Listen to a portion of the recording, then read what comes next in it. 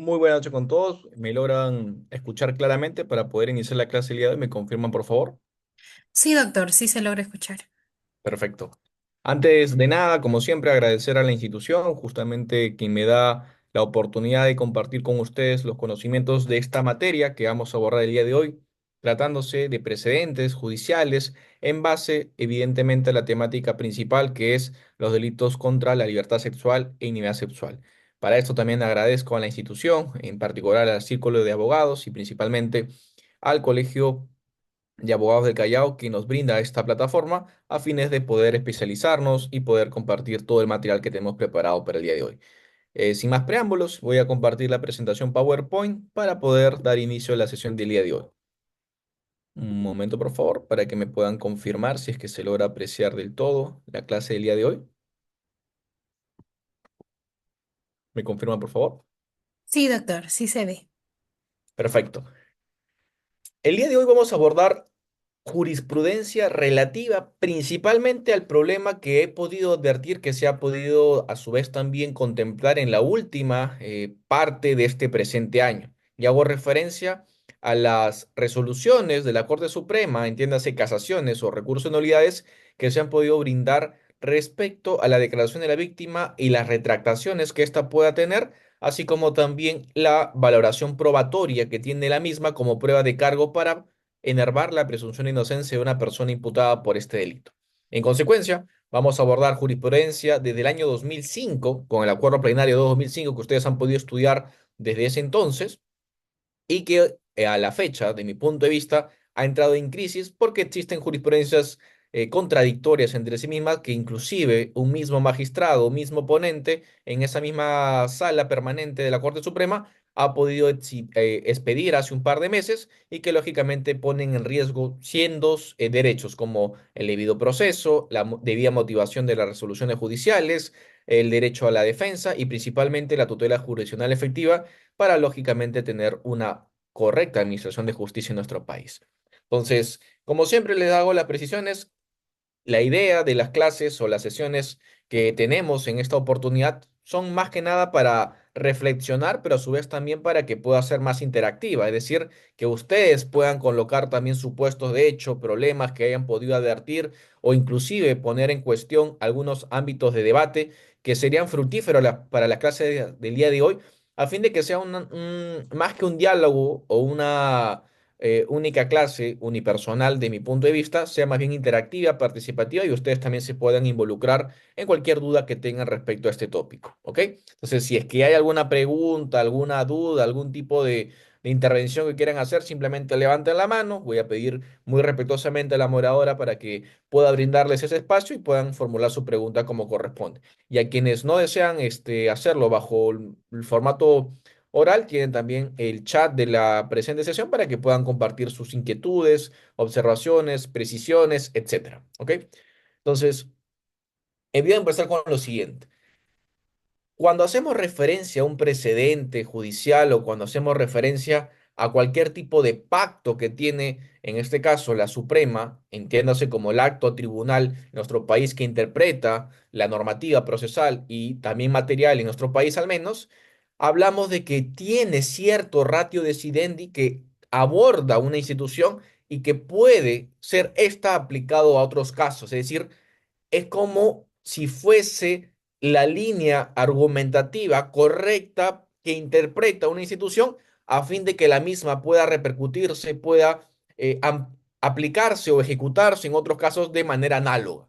Evidentemente, para que exista esta facultad, tendrá que ser un caso similar o análogo para que no se pueda tener una consecuencia jurídica no correcta en el caso en particular. Eso es lo que hemos estudiado y para eso cito, por ejemplo, al doctor Tarufo. Hemos estudiado en base a cuáles son los fines de la casación, cuáles son los fines que tiene la Corte Suprema cuando expide una resolución de esta naturaleza y lógicamente quiero empezar por esto primero para que podamos comprender el enfoque que quiero darles a la clase del día de hoy. ¿Alguien me puede decir cuáles son los fines, mejor dicho, de la casación? Si conocen cuáles son estos fines y si desean participar, como les digo una vez más, alcen su mano o simplemente déjenlo por el chat para obtener también su opinión. Repito la pregunta, es muy sencillo. ¿Cuáles son los fines de una casación en nuestro país? Si lo conocen y si lo pueden explicar, sería ideal para que también podamos profundizar sobre ese tópico. ¿Alguien me puede ayudar con esto? ¿Alguien de los conectados me puede responder la pregunta? ¿Cuáles son los fines que persigue una casación en nuestro país?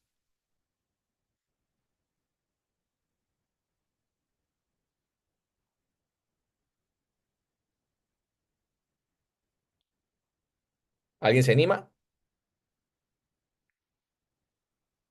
Bueno, en todo caso, como estamos recién empezando, inicio yo. Los fines, como ustedes saben, de la casación son dos. El primero de ellos es el fin nomofiláctico y el segundo de ellos es el fin ecológico, que básicamente entre ambos concluyen o se pueden integrar bajo la siguiente postulación, que tienen por finalidad última justamente uniformizar la jurisprudencia y evitar cualquier tipo de mala aplicación del derecho. En consecuencia, esta es la tendencia, este es el objetivo último que debería aspirar llegar una casación. En Estados Unidos, para que ustedes puedan hacer una analogía al respecto, cuando se siente un precedente sobre la interpretación correcta de una enmienda de la Constitución de este país, la misma es replicada en diversos y sendos casos para su correcta aplicación. Y para que exista un cambio, hay una institución excepcional que justamente es el Overruling para efectos de poder debidamente motivada apartarse en un extremo o de manera completa sobre esa interpretación que a la fecha tal vez ya no es del todo válida. Justamente esta excepcionalidad es la que marca una pauta, se distancia del presente, pero de manera justificada. ¿Ok? En el país debería ocurrir lo mismo, es decir, si tenemos un acuerdo plenario, eventualmente una casación que dicta algún cierto mandato de observancia obligatoria para efectos de una correcta interpretación de un tópico, de una temática, de una institución procesal o material, se entiende que esto mismo se debería replicar en otros casos, no solamente que lleguen a la Suprema, sino que puedan aplicarse en primera instancia, en segunda instancia, porque claro, partimos de la base de que el Poder Judicial, el Ministerio Público, son estamentos o entidades que son jerarquizadas, que si bien es cierto, tienen independencia o tienen libertad para poder motivar de manera correcta en el caso en particular, lo cierto y real es que también tienen que reflejar esta interpretación en base a lo que dice la más alta instancia, porque evidentemente será la que podrá complementar, la que podrá nutrir, la que podrá ejemplificar o graficar de mejor manera cómo es que se debe resolver el caso. Pero ¿cuál es el problema en nuestro país, lamentablemente? Que muchas veces la Suprema dicta algún mandato de interpretación sobre una norma o carácter procesal o carácter material, y claro, lo que se hace en primera instancia es apartarse de la misma. Y esto en realidad, si bien es cierto, es posible, porque todo es posible, lógicamente, al momento de llevar a cabo una resolución de un caso, se ha convertido en la regla, es decir, ya no es la excepción que yo me aparto de lo que dice la casación tal o cual, sino que más bien ahora los jueces de primera instancia parten de la premisa contraria, es yo no estoy sujeto, no estoy obligado, no estoy atado a lo que diga la Suprema, sino yo tengo una propia doctrina jurisprudencial. Y ahí viene el problema, porque en esa creación de una doctrina jurisprudencial de un despacho en particular, esa misma idea es reflejada no solamente en Lima, sino seguramente en Trujillo, en Arequipa, Ucayali, etcétera. ¿Y cuál es la antonomasia de todo esto? Que cada uno va a tener muy probablemente una doctrina jurisprudencial que seguramente no va a ser la correcta o la adecuada para un caso en concreto.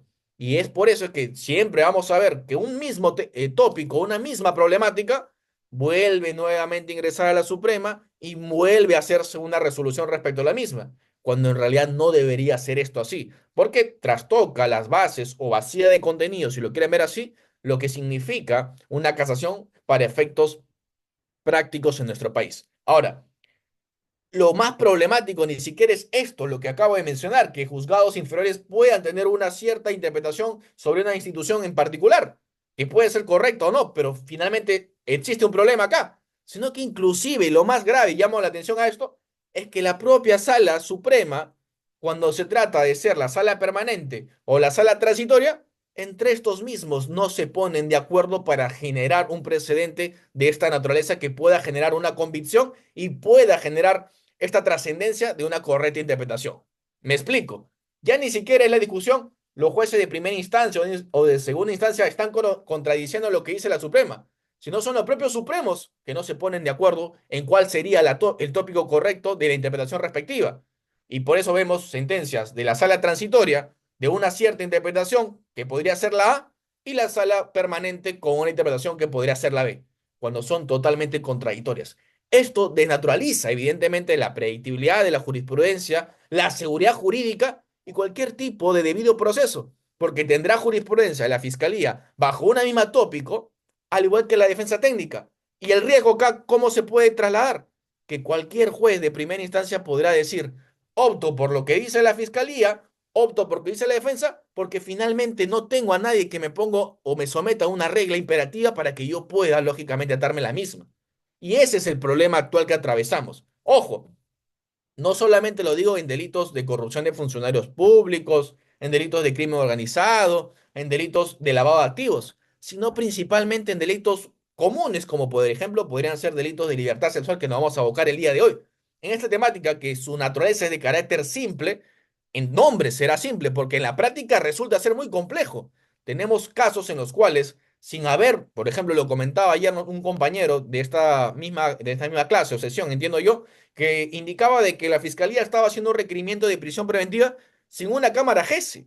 Eso, en términos prácticos, en términos de posibilidad jurídica, sería inviable, porque tendríamos que evidentemente tener lo que sostiene por lo menos la persona que se indica a la persona que está siendo objeto de imputación. ¿Por qué? Porque también, como le adelantaba el día de ayer, existen garantías mínimas que le asista a cualquier persona que es sometida a un proceso penal, entre ellas justamente la oportunidad de contradecir. ¿Y qué voy a contradecir si no tengo ni siquiera la propia versión de la persona que me está incriminando? ¿Cómo puedo saber dónde ocurrió el hecho? ¿Cuándo ocurrió el hecho? ¿Con quiénes ocurrió el hecho? ¿O cómo ocurrió el hecho? No podría tener esta oportunidad para ejercer una debida defensa porque no existe nadie que se indique estas indicaciones o estos elementos, lógicamente, de prueba de cargo en contra de mi persona. Esto es lo que está ocurriendo en nuestro país. Y como vamos a ver más adelante, inclusive, y esto es lo más grave, inclusive, la propia sala penal permanente, el propio oponente, un mes antes tiene un criterio interpretativo sobre un delito, que en este caso es de violencia sexual, y en el otro mes cambia totalmente y de manera opuesta su criterio. Es decir, ya ni siquiera estábamos hablando como al inicio, los jueces inferiores de primera o segunda instancia, ya no tampoco ni siquiera la sala permanente o la sala transitoria, sino que la misma sala, el mismo oponente, un mismo magistrado, puede tener en un mes una opinión sobre un tópico y al siguiente mes cambiarlo. Esto, como le digo, deja evidentemente en indefensión a cualquier persona que se quiera someter a un debido proceso, porque ya no hay garantías mínimas de cómo es que se debe resolver estos casos de delitos clandestinos. Y esto no lo digo con el ánimo de poder generar una polémica o algún tipo de escenario de impunidad. Por el contrario, lo que se busca y se tiene que generar en el espacio académico al menos es que haya una predictibilidad de actuación, tanto para la fiscalía como también para la defensa y por supuesto a la judicatura para que haya una debida resolución de los casos. Porque si no va a ser esto así, claro, vamos a flexibilizar tanto estas instituciones, estas corroboraciones, que a la fecha ya no se queda claro, ya no es nítido si necesitamos únicamente la interna o también la externa. Vamos a ver cómo es que la jurisprudencia ha ido cambiando, se ha ido dibujando desde lo que significa una corroboración periférica de la declaración de la propia víctima con lo que actualmente tenemos, que ya ni siquiera esto es factible. ¿Es problemático? Por supuesto que sí, pero esto tendría que generar un cambio, se tendría que generar un nuevo pronunciamiento luego de los 20 años que han transcurrido del acuerdo plenario antes citado, para que pueda existir un mejor marco de interpretación y sobre todo haciendo énfasis en lo que es más importante, al menos en estos tres tópicos que vamos a abordar el día de hoy, que es la verosimilitud de la declaración de la víctima como prueba de cargo suficiente para enervar la presunción de inocencia. Si es que hay una correcta interpretación de este tópico, podríamos tener mejor soporte de la resolución correcta de un caso en concreto, y ello involucraría que no hayan personas privadas de libertad de manera errónea por ya sea un defecto de interpretación material o procesal de esta normativa. ¿Ok? Ahora, sobre esto también quiero adelantar, he podido abordar hace ya un par de, no, 3 años ya han transcurrido, un artículo académico precisamente sobre esta temática, titulada sobre la sola declaración de la víctima es capaz de sustentar una condena en delito de violencia sexual, alcances objetivos para abolar el testimonio como prueba de cargo.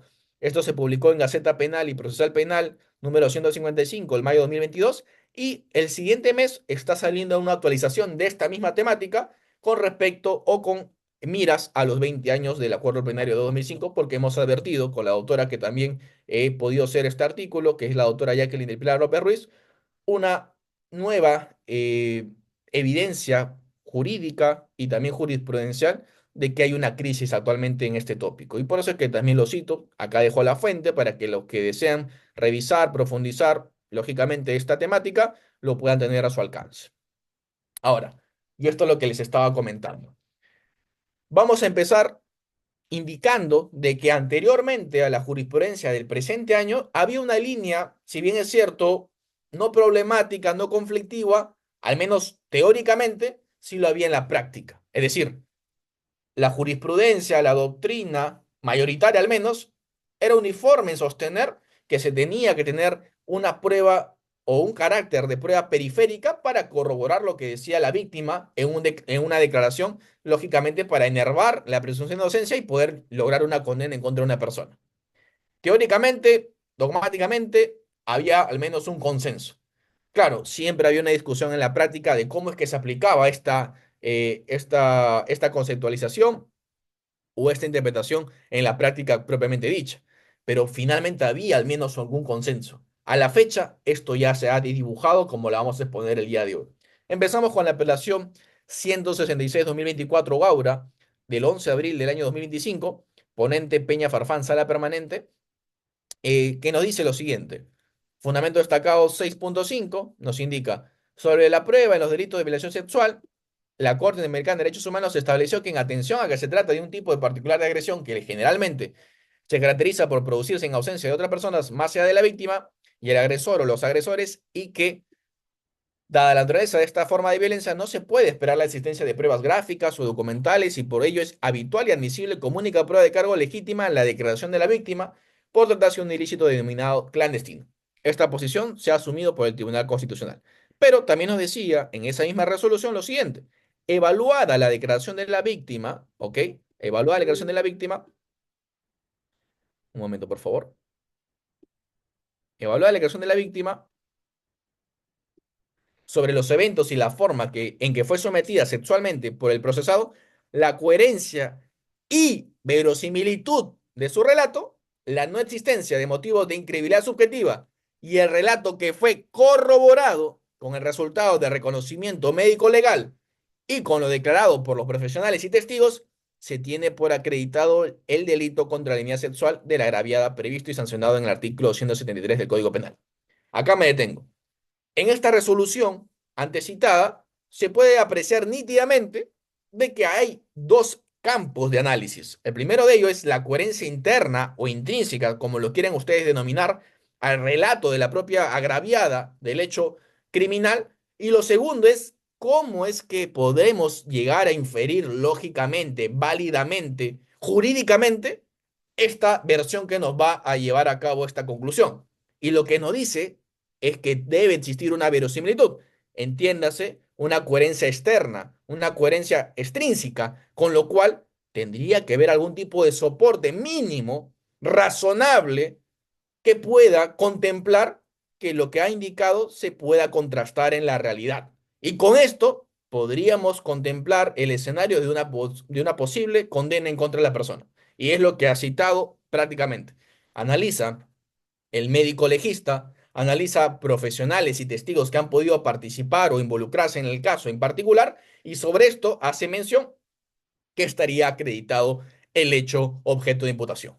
Que podría ser discutible, que podría haber algún tipo de debate al respecto, por supuesto, siempre lo va a haber. Pero lo cierto y real es que al menos había precedentes con respecto a que hay dos campos de acción de interpretación, la interna y la externa, y ambos son de manera copulativa, es decir, que había que existir tanto una acreditación de la primera parte como de la segunda para que recién podríamos hablar de una calidad de certeza que tendría esta resolución para lograr la condena de una persona. Eso es lo que nos decía y que bueno, prácticamente durante casi 20 años ha sido de esta forma, ¿ok? Ahora, el recurso de casación 2251, 2022 Cajamarca, 9 de abril del año 2025, el ponente San Martín Castro de la Sala Penal Permanente nos dice lo siguiente: que de otro lado, la declaración de la víctima no solo es coherente internamente y contiene un relato circunstanciado de lo ocurrido en su perjuicio, sino que se indica directamente al imputado en los actos libidinosos que se le imputa contra su voluntad. Además, no consta acreditado un motivo de incriminidad subjetiva y existen pruebas que dan cuenta de la persistencia del testimonio incriminador de la agraviada a partir de lo que similarmente se expuso ante el psicólogo forense y que se confirma con lo notado con el dictamen pericial y las explicaciones que el perito proporcionó en el plenario. Una vez más, la Sala Penal Permanente, o en todo caso la Corte Suprema, hace referencia a través de esta casación de que lo que va a importar adicionalmente a la coherencia interna es la coherencia externa. Y cómo se contempla, una vez más, como prueba mínima, al menos de cargo, es que exista una pericia psicológica forense que pueda acordar, que pueda desarrollar, que pueda explicar cómo es que lo que ha sostenido la gravedad se puede contemplar en su ámbito de afectación psicológica como tal y que puede explicarlo desde su ciencia a las personas que lógicamente son las partes procesales. Dos resoluciones que tienen el mismo sentido, la misma línea conjuntiva y con respecto a la misma no había mayores problemas. Ojo, recuerdan la fecha, 9 de abril del año 2025, es decir, hace menos un mes, no más. Ahora, acá vienen ya los problemas. La casación 673-2022 Junín, 15 de abril del año 2025, ponente Luján Tupe, Sala Penal Permanente, nos dice lo siguiente. En sentido estricto, nos dice, un momento por favor, en estricto respecto al principio de notación de la teoría del precedente y de una interpretación de concordancia práctica y armónica con el ordenamiento jurídico y la jurisprudencia procesal penal, la regla jurisprudencial fijada en el acuerdo plenario número 2/2005 debe ser entendida del siguiente modo. Ojo, son los propios postulados, la propia interpretación que nos da a dar cuenta justamente el ponente Luján Tupes. Recuerden ese nombre. Y nos dice lo siguiente al respecto, ¿no? Inclusive citando el acuerdo plenario 2005. Un solo testimonio puede fundamentar válidamente una condena como prueba única en el caso de delitos clandestinos, como lo son los delitos contra la libertad sexual, cuando se colme el test de certeza, es decir, de verosimilitud. Y dice a la postre, corroborada periféricamente y persistente, intrínseca y extrínsecamente. Y lo dice claramente, son sus propias palabras, es imprescindible la verosimilitud y la corroboración interna y externa. No obstante, es tolerable en el uso de esta metodología epistemológica la falta justificada de persistencia en la incriminación y de la ausencia de inclinación subjetiva. Es decir, una vez más, la Suprema, a través de esta resolución que hemos podido citar hace unos instantes, hace alusión una vez más de que cualquier cargo de imputación, ya sea delito clandestino o no, por lo menos tiene que haber un soporte extrínseco que pueda, lógicamente, corroborar la versión de la persona que está haciendo la sindicación o imputación incriminatoria en contra de una persona en concreto. Y esto lo ha dicho el 15 de abril del año 25 y es bajo la lupa de la interpretación del acuerdo plenario 2005 para que pueda hacer esta afirmación el ponente antes referido. Ojo, el mismo ponente, Luján Tupes, Sala Penal Permanente, en la casación 11-25-2022, Cusco, un mes antes, bueno, un mes y medio antes, 7 de febrero de 2025, nos dice lo siguiente. En el fundamento jurídico, perdón, en el fundamento jurídico que pueden ver ustedes en pantalla, que es el séptimo, dice lo siguiente. Así pues, la declaración de la víctima de un ataque delictivo recibido corporalmente en propia persona, dado que la propia secuela del ataque son suficientes convergencias probáticas, aunque no son necesarias, si la declaración supera el test de logicidad, tal como lo ha definido la doctrina judicial, es decir, verificar la consistencia, verdad o validez y relevancia del relato declarado por la víctima tiene la suficiente potencia para por sí sola poner en crisis la inocencia que subyace como regla de protección probática de todo incausado. Exigir lo contrario, es decir, que se corrobore la declaración de la víctima de los ataques sexuales clandestinos, sería además exigir en muchos casos una prueba imposible, violaciones continuadas, violaciones secas o no lúbricas, existencia de himen dilatable, etcétera. Y lo que importa para los fines de la presente clase. En particular, si la declaración posee verosimilitud interna y sobre todo que no existe una prueba de lo contrario, y por ello es consistente, razonable y fundante de la condena de la creación de la víctima por sí sola, en este caso recibida con inmediación por los propios jueces en el plenario oral, en particular porque su relato es verosímil y fundamentalmente porque no existe prueba de lo contrario que vuelva patente y razonablemente la conclusión de condena. Interpretando esto, ¿qué no quiere decir? En la praxis, si tenemos una coherencia interna del relato incriminatorio por parte de la víctima, ya no importará más, no tendremos que buscar más, porque con ella será suficiente para poder lograr una condena. Pero ojo, este mismo ponente, posteriormente, en una resolución que acabamos de leer, dice todo lo contrario.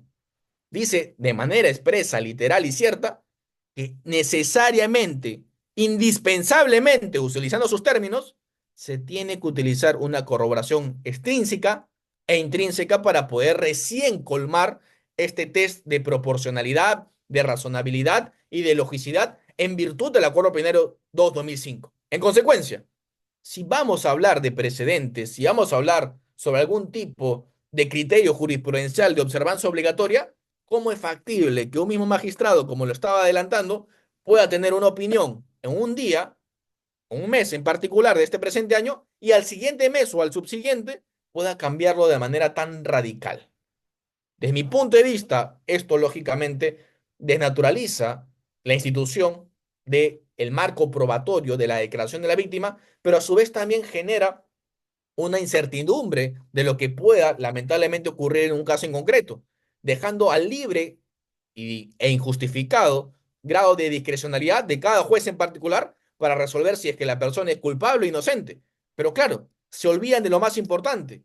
¿Cómo es factible que un juez, entiéndase, un abogado de formación, pueda resolver una institución que es justamente darle valoración a una declaración de la víctima si no tiene con nada por qué contrastarlo? Me explico acá. Si normalmente hemos partido de la premisa que es válido que la versión de la víctima se pueda como mínimo corroborar con la pericia psicológica, y claro, que pueda haber luego una discusión si es que presenta o no afectación psicológica es otra, pero por lo menos tiene que existir esa pericia psicológica y nos explique el perito correspondiente por qué presenta o no presenta afectación psicológica y sobre eso recién poder tener un grado de convicción de si por qué creo o no termino de creer la declaración de la víctima, este análisis, según esta propia resolución, ya no va a ser relevante, ya no va a ser necesario.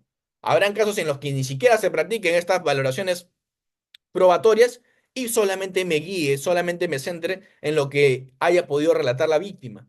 Pero una vez más, vuelvo e insisto, si solamente esto importara, ya no podríamos entrar a un campo que no es evidentemente el de nuestra especialidad como abogados, porque tendríamos que acudir a un psicólogo, a un experto en esta materia, que desde esa ciencia nos pueda dar algún tipo de ilustración, algún tipo de campo de comprensión de por qué esa persona puede presentar o no declaraciones y sobre todo por qué su relato puede ser lógicamente contrastado o no en la realidad. Si no tenemos esto último, valdría únicamente las máximas y las experiencias de ese propio juez para resolver, pero no sería un carácter o un estándar probatorio de calidad de certeza para que pueda lógicamente condenar a una persona. Sería una caída, un abismo en la que solamente dependeremos de lo que diga o opine o piense, y claro, acaba también a servir mucho, lamentablemente, algunos criterios que puedan estar sesgados, algunos criterios que puedan estar evidentemente aislados de la realidad y sobre todo de la normativa. Y ojo, esto va tanto en perjuicio de las personas que son los imputados, pero a su vez también con respecto a las personas agraviadas. Por supuesto, si no va a haber algún tipo de margen objetivo, un patrón que pueda ser cierto con un estándar de esta certeza que pueda generar recién una convicción, va a ser muy sencillo para el juez o absolver a la persona o condenar a la persona sin importar realmente lo que está ocurriendo en el caso, sino únicamente guiándose de sus prejuicios, algún tipo de sesgos cognitivos que puedan tener. Y acá no me van a dejar mentir ustedes. A veces vemos condenas que son totalmente arbitrarias, pero en igual sentido, absoluciones que no tendrían ningún tipo de sentido porque no se plasman en algún tipo de dato empírico, ya sea fáctico, jurídico, probatorio. Simplemente es la mera imputación que se pueda contemplar por la imaginación, por la coyuntura o eventualmente por la propia conjetura o corazonada de un juez. Y claro, eso como lo ha sostenido ya por más de 20 años el Tribunal Constitucional, guiándose a su vez de la Corte Interamericana de Derechos Humanos que analiza el debido proceso, es totalmente inconstitucional. Y eso tenemos que decirlo fuerte y claro porque no se puede permitir. Yo había dictado un curso precedentemente en esta misma materia a la Defensoría Pública de Lima y habíamos, al menos en esa oportunidad, conversado al respecto y claro, algunos me preguntaban, doctor, ¿y qué se podría hacer para efecto de no se pueda contemplar, no se pueda permitir o tolerar este tipo de situaciones? La primera de ellas, en principio, lógicamente es ponerlo. El primer paso siempre es exponer algún tipo de mala praxis judicial, mala praxis fiscal o mala praxis de abogacía también, para que se pueda subsanar o corregir estos errores, para posteriormente se pueda generar algún tipo de lineamiento a futuro que pueda corregir. Pero sin perjuicio de esto, es decir, sin perjuicio de que podamos hacer o no algún tipo de esfuerzo respecto a la misma, también tiene que ver o existir sanciones. Porque si no, esa persona o cualquier otra podría fácilmente seguir esta misma resolución o esta misma lógica y cumplir lamentablemente su propósito de generar impredictibilidad en esta temática. No solamente en este punto concreto, sino en cualquier otro. Y ahí vienen los problemas. Si lo dejamos y lo consentimos o lo toleramos, no va a existir ningún cambio, al menos en el momento de resolver los casos prácticos y sobre todo también no va a existir un debido respeto a las garantías procesales mínimas, que son básicamente unas luchas que hemos conseguido a través de los años. Tengo la mano levantada del doctor Carlos Fernando para que pueda dar la misma y sobre eso poder responderla en todo caso. ¿Me confirman si le pueden dar paso al doctor Carlos Fernando, por favor?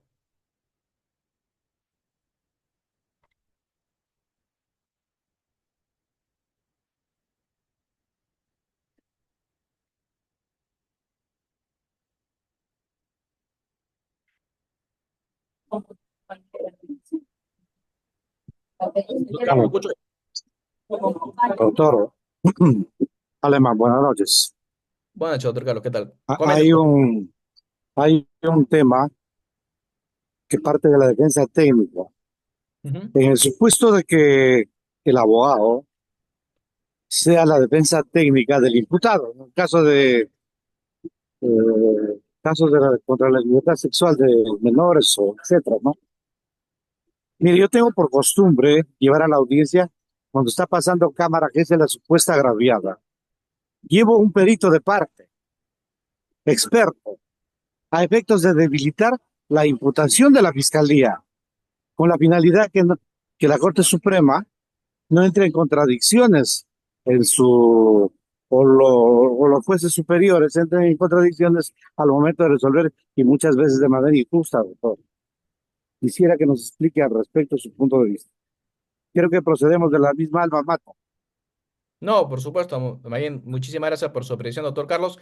Usted se ha adelantado. Este tema también se va a abordar en instantes. Tenemos 2 horas. Me estoy guiando al parámetro del plazo que me han podido brindar. Pero en efecto, no solamente me voy a votar con respecto a la declaración de la víctima y su retractación, sino también principalmente a la prueba de cargo por excelencia en estos casos, que es la pericia psicológica. Vamos a ver cómo también en el presente año, hace un mes aproximadamente, se han expedido sentencias contradictorias en la propia Suprema. Y claro, ¿cuál debería ser la resolución? Al respecto, como también le dije al inicio, estoy elaborando y se va a publicar básicamente en junio, faltan 2 semanas, un artículo al respecto porque considero que este tema lamentablemente nuevamente se ha puesto en la palestra porque existe contradicciones internas en el razonamiento por parte de los jueces que están llamados más bien a que no existan estas interpretaciones incorrectas o ilegales, diría yo inclusive, con respecto a una temática. Así que coincidimos plenamente en esto, pero vamos a ver más adelante, en la siguiente hora, faltan 20 minutos todavía, para poder abordar cuáles son estas resoluciones problemáticas y cuál sería, lógicamente, el posible escenario de solución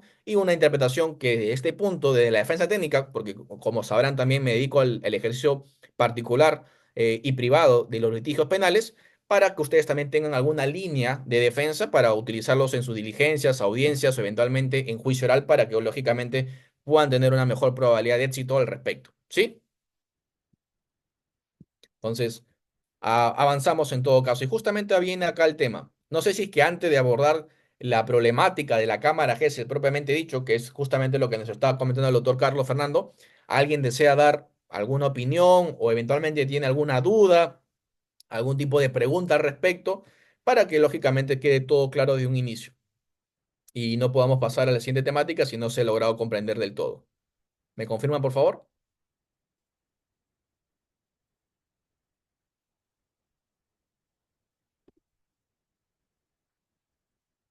¿Todo claro?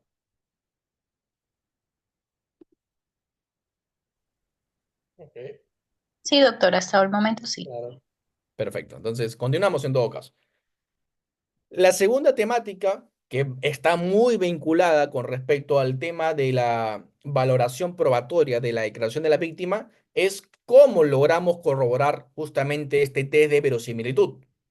Ojo, soy consciente plenamente, al igual que ustedes, que en estos delitos clandestinos no van a existir, en la mayoría de casos, cámaras, no van a existir seguramente testigos, eventualmente tampoco existan pruebas que puedan ser de carácter directo.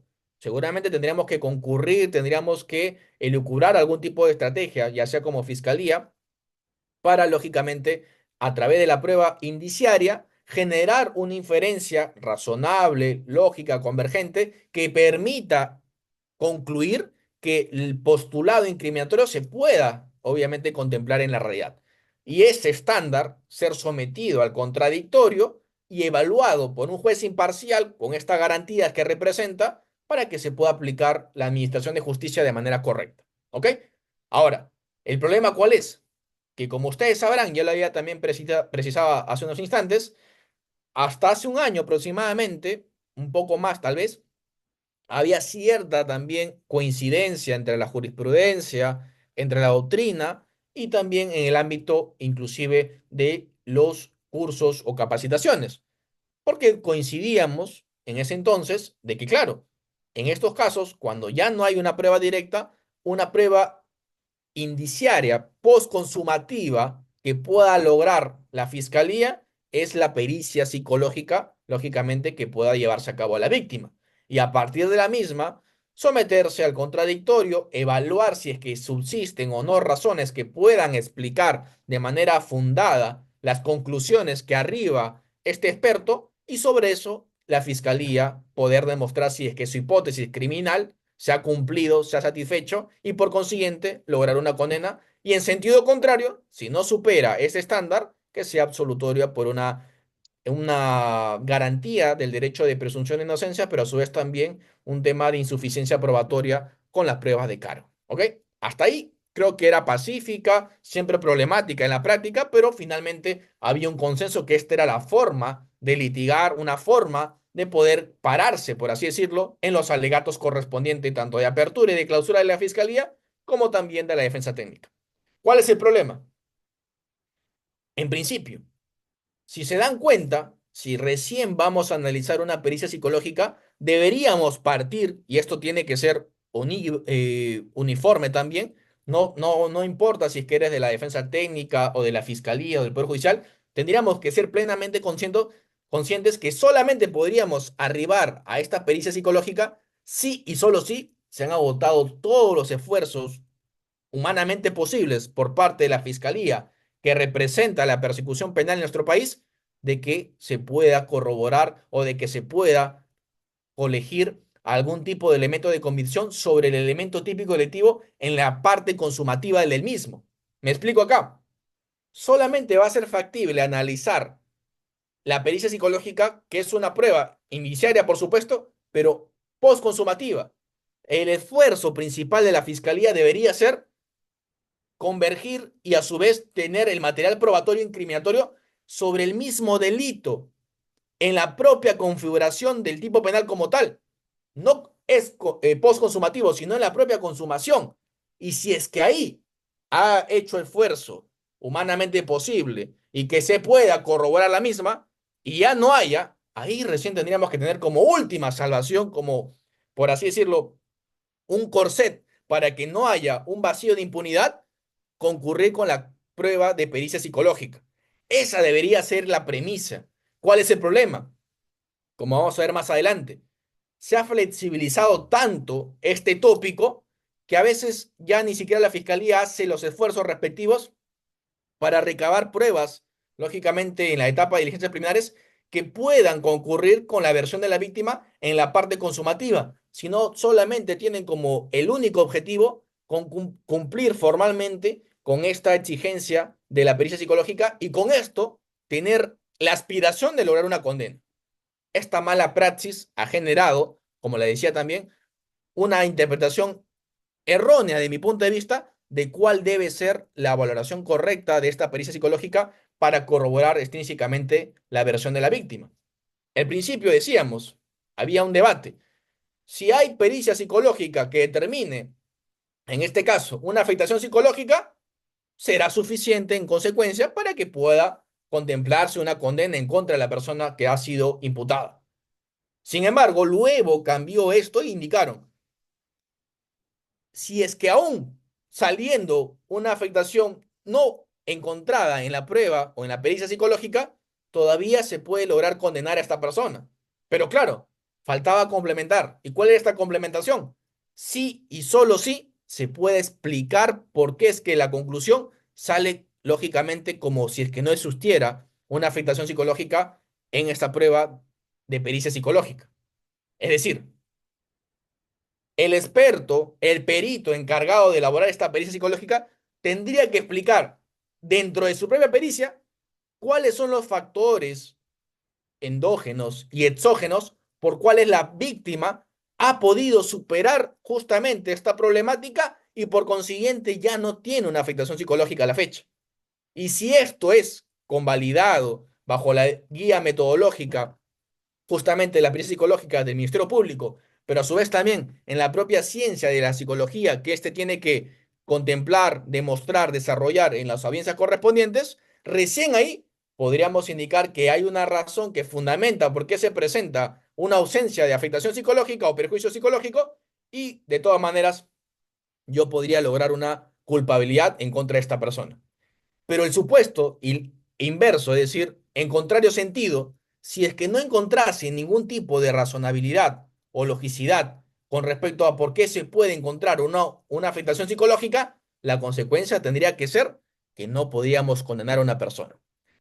Ahora, todo este debate, que todavía hasta la fecha, entiendo yo, hasta febrero del presente año, era lo que nos movía, en marzo aproximadamente se cambió todo esto. ¿Por qué?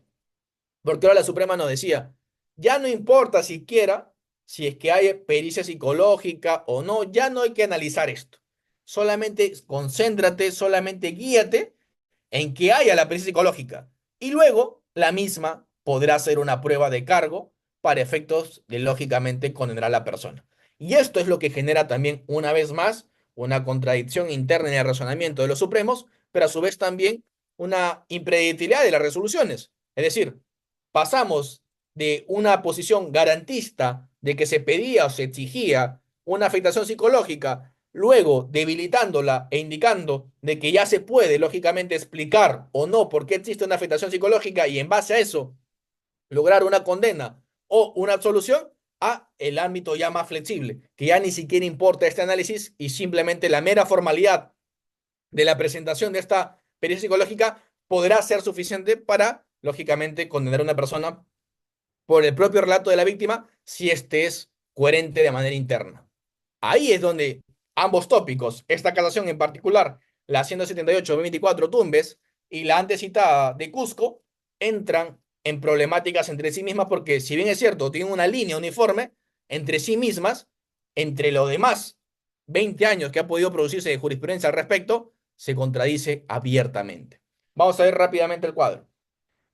¿Por qué hay una problemática respecto a esta casación? En principio, establece que la declaración de la presunta víctima en cámara Gesell es suficiente para condenar, ya sin minimizar, lógicamente, o sin importarse lo que pueda arrojar o no una pericia psicológica. En consecuencia, lo que hayamos adelantado, la propia coherencia interna en la declaración de la víctima será suficiente porque ya la externa, la exógena o la extrínseca, como ustedes lo quieren denominar, ya no importará, ya no tendrá ningún tipo de soporte material para efectos de una debida valoración tanto individual como colectiva de la prueba para emitir una sentencia condenatoria. Lo segundo, Claro, genera una incertidumbre jurídica, abre la prueba, perdón, abre la puerta a condenas basadas exclusivamente en testimonios sin corroboración científica por parte de la víctima. Tercero, la ausencia de afectación psicológica en la víctima podría haber sido considerada en el pasado como un elemento relevante para evaluar la credibilidad del testimonio. A la fecha esto se ha perdido. Y cuarto, esta casación marca un giro jurisprudencial que afecta el derecho a la defensa y el estándar probatorio en delitos de violencia sexual. Vamos a hacer una pregunta, porque claro, estamos hablando de pericia psicológica, tal vez de cámara Gesell. No sé si es que alguien me quiera acompañar, dar algún tipo de respuesta al respecto, la diferencia entre una y otra, para que podamos tener todos esta claridad que necesita esta temática. Si alguien me quiere dar una respuesta al respecto, entre pericia psicológica y cámara Gesell, ¿qué se entiende por una y otra? A ver, a ver. Acá tengo preguntas, si me equivoco. A ver. Carlos, a ver, espera. Jacqueline Hernández me dice, son dos pruebas, una entrevista con cámara Gesell y dos, el informe psicológico en caso de menores y los delitos de tocamientos y otros. Es necesario el perito de parte sí o sí. Indicios en el sistema acusatorio no es prueba. Indicios es sospecha, aún no se ha corroborado con prueba su veracidad. Jacqueline, una vez más, conviene. Es errónea, pero condenan con las supuestas pruebas porque son las únicas para condenar. El problema está en que si el defensor no presenta el perito en un caso es un caso perdido. Claro, depende del cliente, por la sociedad debe pagar los derechos que renunció al votar por el tipo de sistema de Estado. Así que si quiere justicia, el perito debe pagarse a muy alto costos. El problema no solo de justicia, sino también del sistema del país. Esto se puede resolver legislando una norma específica de honorarios de peritos. Bueno, en realidad sí se puede llevar a cabo una condena en base a indicios, lógicamente, que estén debidamente corroborados. Eso no lo digo yo, ojo, lo dice inclusive Miquel Darufo, eventualmente también Jordi Ferrer, que son, creo yo, eh, doctores de la doctrina, inclusive seguida mayoritariamente en nuestro país y en España, que han podido pacíficamente desarrollar esto ya por más de 20 años, diría yo, y que se ha podido ya determinar que sí es factible una condena en base a indicios que sean o bien plurales y convergentes entre sí mismos, o que tengan una única sola indicio, pero que éste tenga la tal calidad que pueda lógicamente demostrar de manera lógica, de manera válida, de manera razonable, cómo es que se puede arribar a la conclusión de que se ha cometido este hecho supuestamente sindicado en contra de la persona imputada. Con eso creo que hay pacificidad al respecto. Lo segundo, en efecto, acá lo discutía con los defensores públicos, la temática respecto a los peritos de parte. Ellos lo que me indicaban es, bueno, acá en la Defensoría Pública o los defensores públicos, sí tenemos un equipo, en este caso interdisciplinario, en la que contamos con peritos a nuestra disposición para que puedan participar justamente en estas diligencias que se someten en estos casos de violencia de delitos sexuales. Y con respecto a esto, estamos satisfechos porque sí hacen su labor.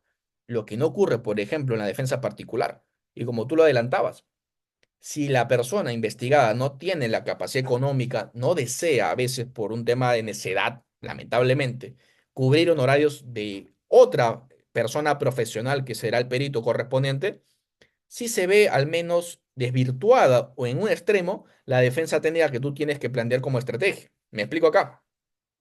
No es que el abogado no sea profesional y tenga la capacidad de lograr una absolución, sino que dando el sistema que nos encontramos y estas interpretaciones antojadizas a mi criterio o a mi juicio, ya nos vemos forzados a que podamos desbaratar justamente la prueba por excelencia, que es la pericia psicológica, en base a una expertise, en base a una trayectoria, en base a una credibilidad, en base a su conocimiento, lógicamente como experto en esta materia, y qué mejor que un propio profesional de esta materia, le hace un psicólogo, ya sea perito, lógicamente, pueda defenestrar, pueda explicar por qué el sentido de las conclusiones o la metodología o la propia técnica utilizada por este perito de oficio es errónea, es inválida, es contraria a los lineamientos que indican la propia ciencia. Y sobre esto, que es un ámbito que escapa, una vez más, repito, de nuestra especialidad como abogados, lógicamente lo tiene que hacer esta persona. Por más allá que yo conozca cuáles son estos factores importantes, trascendentales, que deben orientar la determinación o la elaboración de una pericia, no bastará que yo como abogado profesional o litigante lo diga, sino que obviamente el experto en la materia tendrá que profundizar al respecto porque su propio nombre lo dice. El perito, cuando es convocado al proceso penal, tiene que ilustrarnos, tiene que darnos una explicación desde su propia ciencia, desde su propio conocimiento como experto, para que pueda orientar el razonamiento no solamente de las partes, sino principalmente del magistrado, del juez que va a resolver. En consecuencia, si no tengo a un perito que pueda dar algún tipo de interpretación contraria o en sentido opuesto a lo que ha hecho el perito de oficio, algunos magistrados, de manera errónea también, indican o sostienen dentro de la parte ya interna de su razonamiento de que lo que ha dicho el perito de oficio, si no ha sido contradicho, y lo dicen expresamente en sus resoluciones, como no hay prueba en contrario, se parte de que tú eres responsable del hecho imputado. Y acá obviamente hay una inversión de la carga de la prueba. Ya no se presume tu inocencia, sino que más bien se presume tu culpabilidad. Y si tú no presentas pruebas que puedan desvirtuar tu culpabilidad, en consecuencia tú serás culpable. Ojo, no lo digo yo, lo acabamos de revisar hace instantes en estas resoluciones, que no estoy de acuerdo, que las critico abiertamente, porque generan un escenario en el que ya prácticamente la persona tiene que demostrar su inocencia y no más bien la fiscalía la que tiene que demostrar su culpabilidad. Y ahí, lógicamente, estoy totalmente en contrario a ello. Ahora, también vulnera el sistema acusatorio, por supuesto, porque como ustedes saben, el sistema procesal de índole acusatorio, ya sea adversarial o no, cualquier característica que ustedes le puedan añadir al presente modelo de nuestro país, lo cierto es que hay roles definidos o preestablecidos para cada una de las partes procesales. A la defensa tendrá que generar una estrategia en base a que pueda negar los hechos de la fiscalía, que pueda explicar más bien una hipótesis alternativa o guiarse de otros derechos o garantías que le asiste a la persona investigada, como factiblemente podría ser la insuficiencia probatoria que lo vincule a un escenario delictivo, ¿ok? Pero igualmente a la fiscalía tendrá un rol definido. ¿Y cuál será este?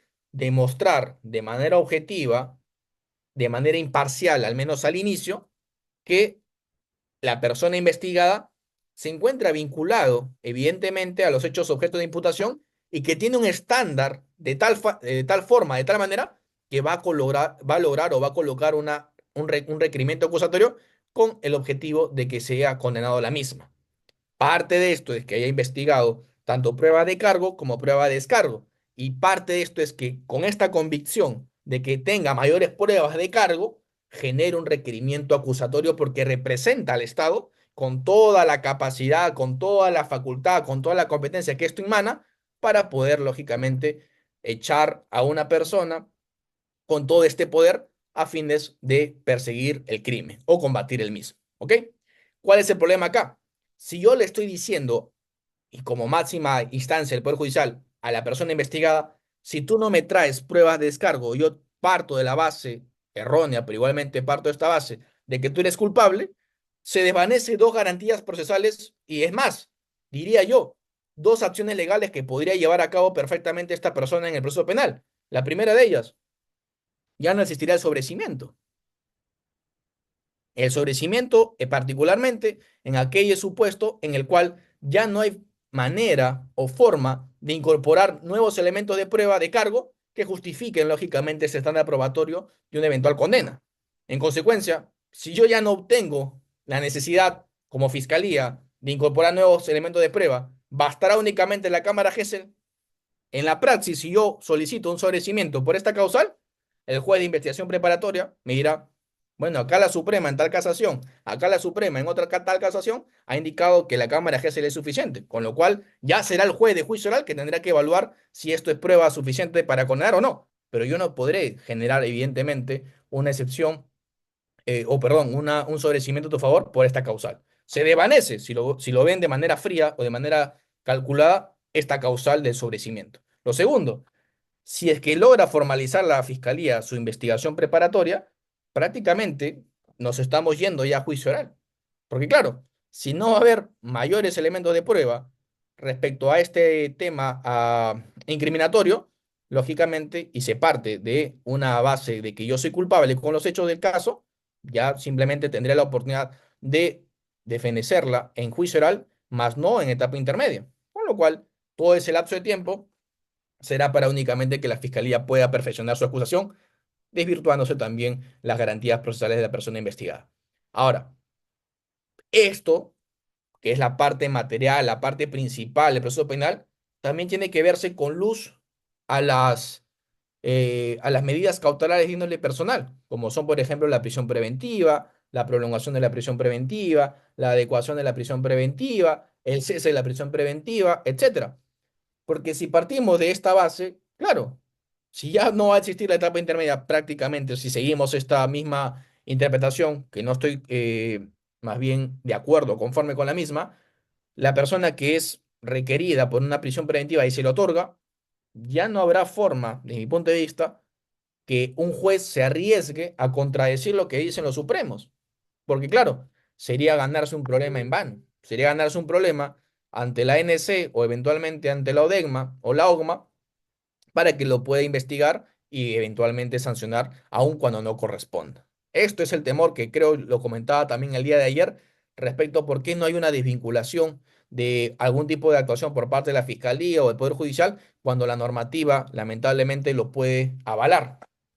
Este tema es bastante complejo y lógicamente en la misma línea es que yo estoy criticando abiertamente a estas resoluciones para generar un consenso, al menos desde la parte o perspectiva académica y posteriormente ello ya en la aplicación práctica de a través de las audiencias correspondientes. A ver, voy a continuar con las, bueno, preguntas, entiendo yo. Bueno, no es pregunta, es un comentario, creo que yo. La doctora Jacqueline dice, la salida es el perito. El penalista puede tener razón, pero sin perito perderá. Claro, es más o menos lo que estábamos más o menos conversando también al respecto. Eh, Creo que alguien enseñó el audio, creo que era el doctor Juan Vega. Si tiene alguna pregunta o algún tipo de comentario, bienvenido sea para continuar en todo caso la clase el día de hoy.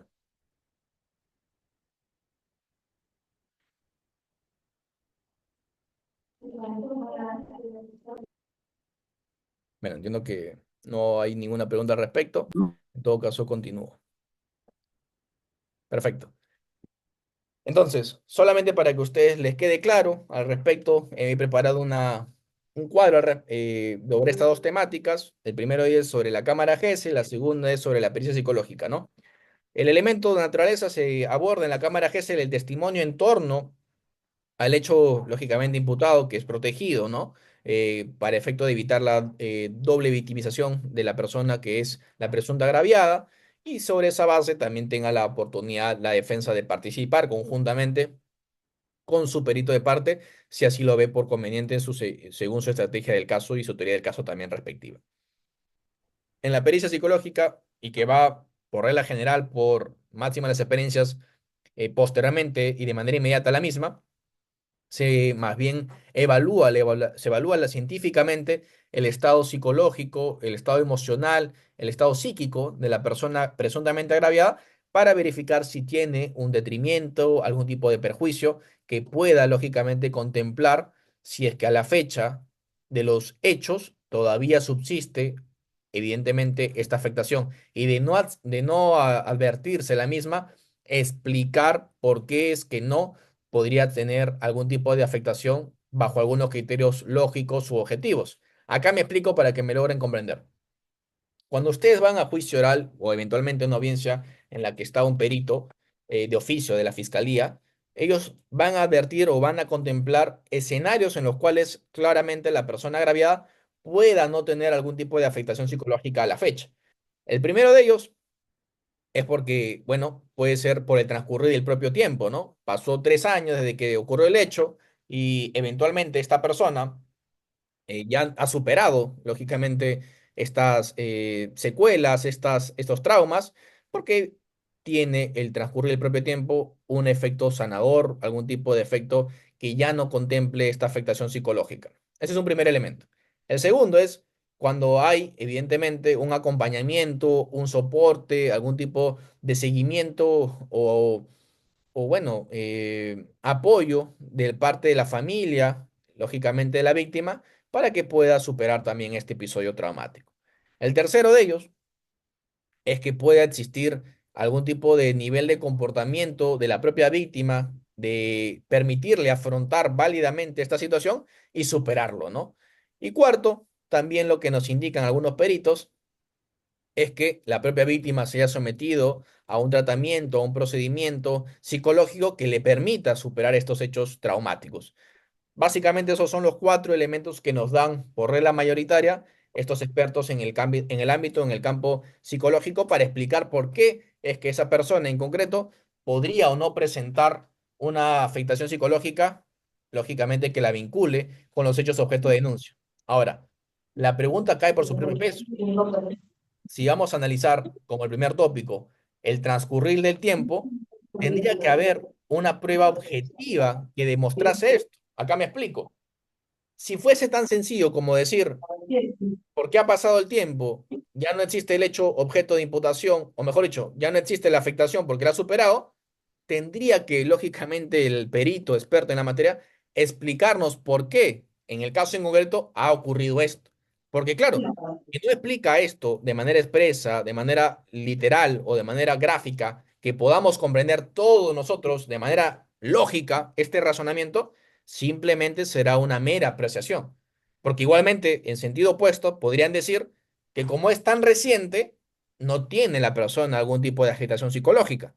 De mi punto de vista, no bastaría esta mera alegación. Tendría que haber o explicarse o detallarse por qué sí o por qué no podría presentarse una afectación psicológica de manera que sea razonable, de manera que sea lógica, en base no solamente a lo que ellos consideren o opinen, sino lo que establece, lógicamente, los lineamientos de esta ciencia. Porque existen manuales, existen guías, existen libros que puedan orientar este tipo de conclusiones porque es un carácter científico también. ¿Ok?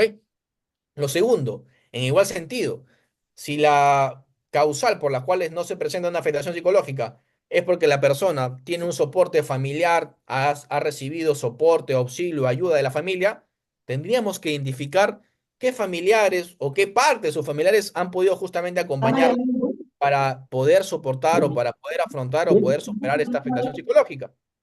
Si le podrían, por favor, apagar el micro a la persona que está con el micro abierto, por favor, a los organizadores.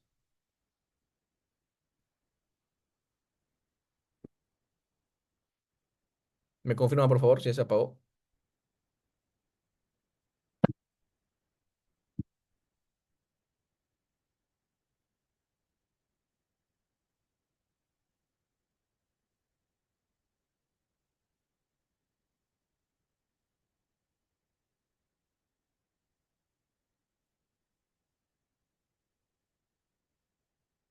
Perfecto. Continúe en todo caso. Retomo. Como le decía, tendríamos que entender o comprender a través de un desarrollo científico por qué es que la persona que ha hecho la denuncia por este delito no podría presentar una afectación psicológica en el entorno de una base de apoyo, auxilio, socorro de su familia. Pero claro, tendría que esto estar empíricamente demostrado, empíricamente plasmado en ese documento y que pueda ser el factor determinante para que concluya por qué es que este fue el motivo por el cual no presenta una afectación psicológica. Pero supongamos que en el propio desarrollo, en el propio evaluación psicológica o pericial psicológica propiamente dicha, la propia menor o la propia persona afectada indica que no tiene familia, de que es una persona que no tiene soporte familiar, que no tiene apoyo familiar, que es una persona que por último ya vive hace 10 años de manera sola. ¿Cómo es factible, cómo es posible que una razón por las cuales no presente una afectación psicológica al mismo tiempo sea porque tiene un apoyo psicológico? Sería contradictorio, no sería lógico arribar a esa conclusión, ¿ok? Como tercer punto, si nos indican que es el propio comportamiento de la víctima, que es que tiene un nivel de afronte, que tiene un nivel de madurez que le haya permitido superar esta afectación psicológica en igual sentido, porque tendría que estar explicado, detallado, pormenorizadamente, por qué esto ha ocurrido, al menos del propio relato de la víctima, o contrastado con algún elemento de soporte de la propia metodología de trabajo del psicólogo que ha utilizado esta estrategia. Pero si no hay esto, y si por el contrario, más bien vemos en la pericia de que la menor y el análisis que ha llevado a cabo el perito psicológico dice todo lo contrario, es decir, de que es inmadura, de que en contrario, que es tímida, de que no tiene la oportunidad de más bien de desarrollar o expresar sus ideas libremente, ¿Cómo es factible entonces que la conclusión pues, que nos dé o que nos brinde en juicio puede hacer que esta persona no presente afectación psicológica porque es madura y porque tiene un nivel de afronte? Ojo, no sería contradictorio. Y como le digo, no es que lo opine yo o lo piense yo, sino es que tiene que tener algún tipo de grado de coherencia, un grado de sistematicidad entre lo que está vertido en la propia evaluación psicológica por escrito como documental o como pericia, como lo quieran ver, y lo que pueda ser explicado por el perito. Si no hay una correlatividad, si no hay una coherencia, si es más bien contrario a lo que se está oponiendo entre uno y otro, creo yo que no podríamos arribar a un criterio de logicidad o de verosimilitud. ¿Ok? Y cuarto, si también parte de las conclusiones es que no hay afectación psicológica porque la persona se ha sometido a una terapia psicológica o eventualmente a una sesión psicológica, a un tratamiento, etcétera, y en la praxis, la menor o la persona que ha hecho la denuncia indica que nunca se sometió a una pericia psicológica, que nunca se sometió a un tratamiento psicológico, ¿cómo es factible que tú podrías suponer, opinar o concluir que ese sea un motivo por el cual no presenta una afectación psicológica? No es que simplemente yo pueda especular, pueda conjeturar, porque claro, así me lo podría pasar todo el día y tal vez nunca llegaremos a una razón a ponernos de acuerdo, porque en esa especulación habría ciertos criterios, tal vez inclusive de manera antojadiza, para que yo no pueda aceptar de que no he hecho un buen trabajo. Y esto ya ni siquiera es un aspecto únicamente jurídico, es inclusive neurocientífico, en el sentido de que alguien cuando ha producido un documento, alguien que ha producido algún tipo de trabajo, si es que advierten que hay fisuras, que hay inconsistencias, que hay algún tipo de contravención, lo primero que va a hacer como reacción humana es proteger el trabajo. No va a aceptar que tiene una responsabilidad, sino más bien tiene por instinto de naturaleza, perdón, de supervivencia, el hecho de defender hasta la última instancia su trabajo. Y claro, parte de esto es que puedan justificar de manera irrazonable, de manera no científica, su propio trabajo. Y esto se advierte en juicio oral y claro, queda grabado en audio y video. Y ahí podríamos, tanto las partes procesales como sobre todo la judicatura, advertir de que no podríamos tener una convicción de condena, porque por lo menos hay algún tipo de duda.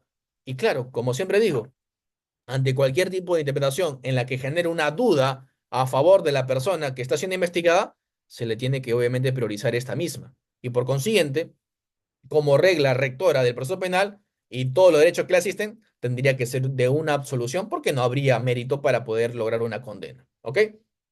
Lo mismo, y esto es lo que les estaba adelantando, se analiza en la fiabilidad. Claro, yo analizo desde la parte íntima del relato, que es la cámara Gesell, la coherencia interna de la propia incriminación que hace la víctima. Pero en lo segundo, que es lo más importante, analizo desde las pruebas clínicas y las entrevistas estructuradas del ámbito científico de la psicología, si es que están debidamente desarrolladas, desde la metodología, desde la base que ha podido utilizarse y sobre todo desde las propias guías metodológicas que se puedan incorporar en este análisis.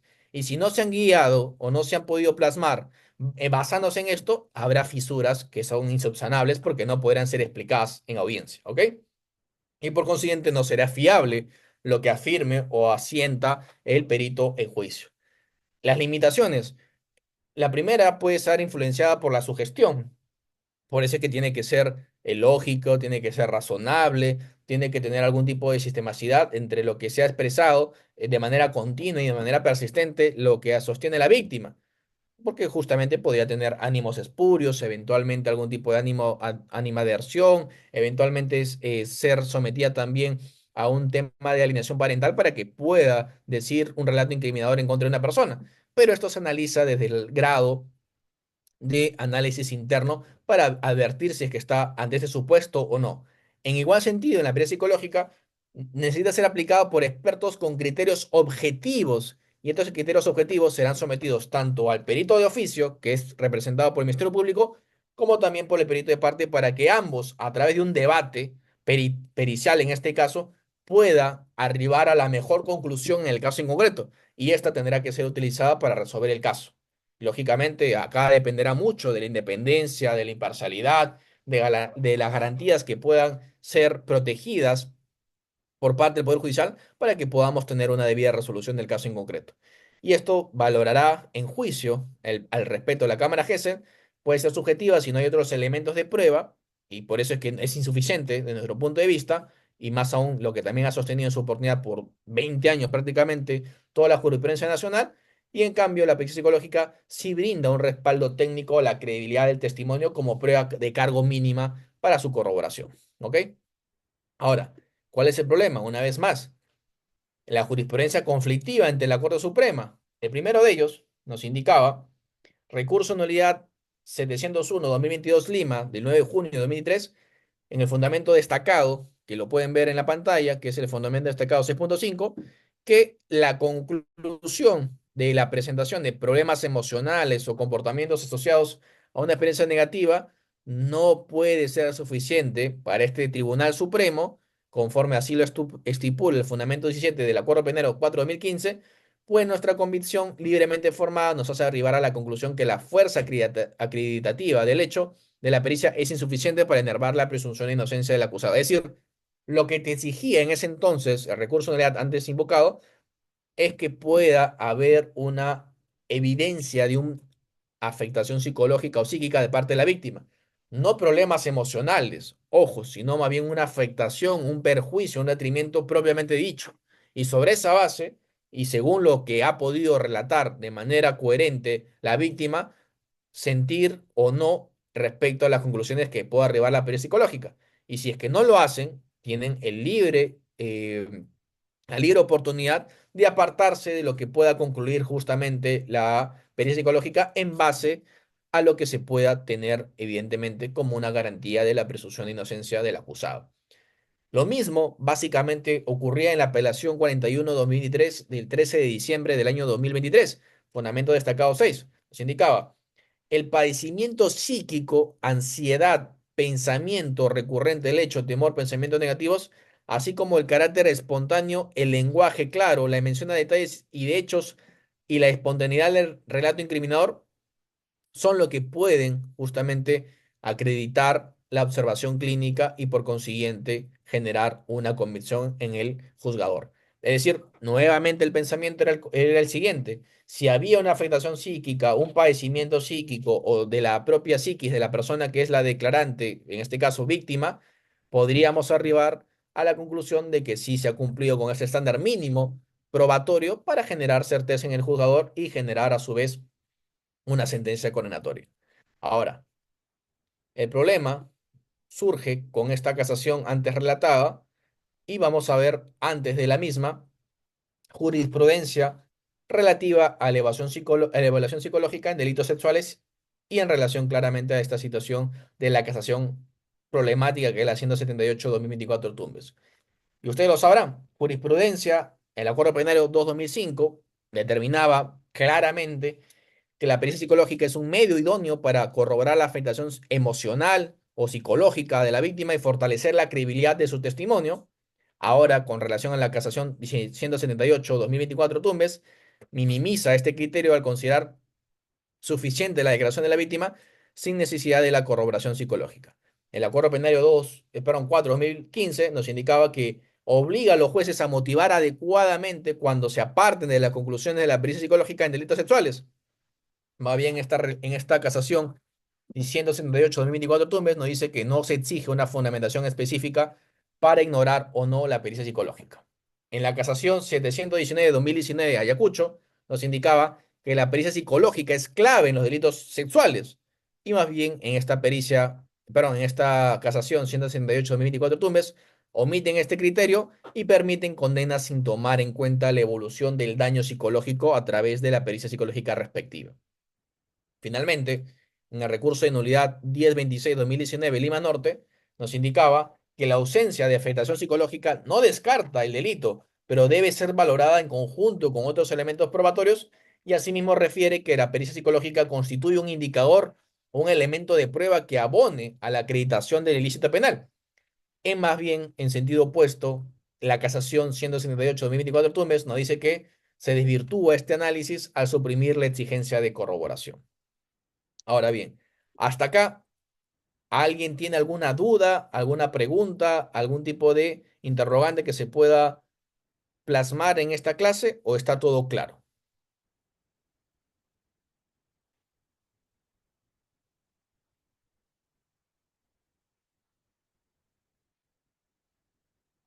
¿Alguien tiene una duda? ¿Algún tipo de problemáticas?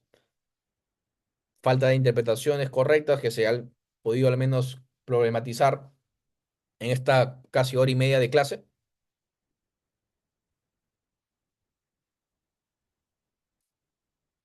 ¿Me comentan, por favor?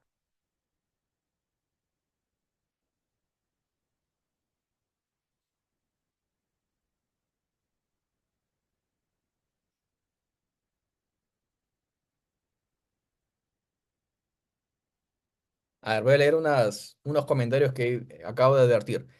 Jacqueline Hernández me dice, en el mismo informe psicológico lo dice, pero necesariamente debe aclararlo el perito de parte.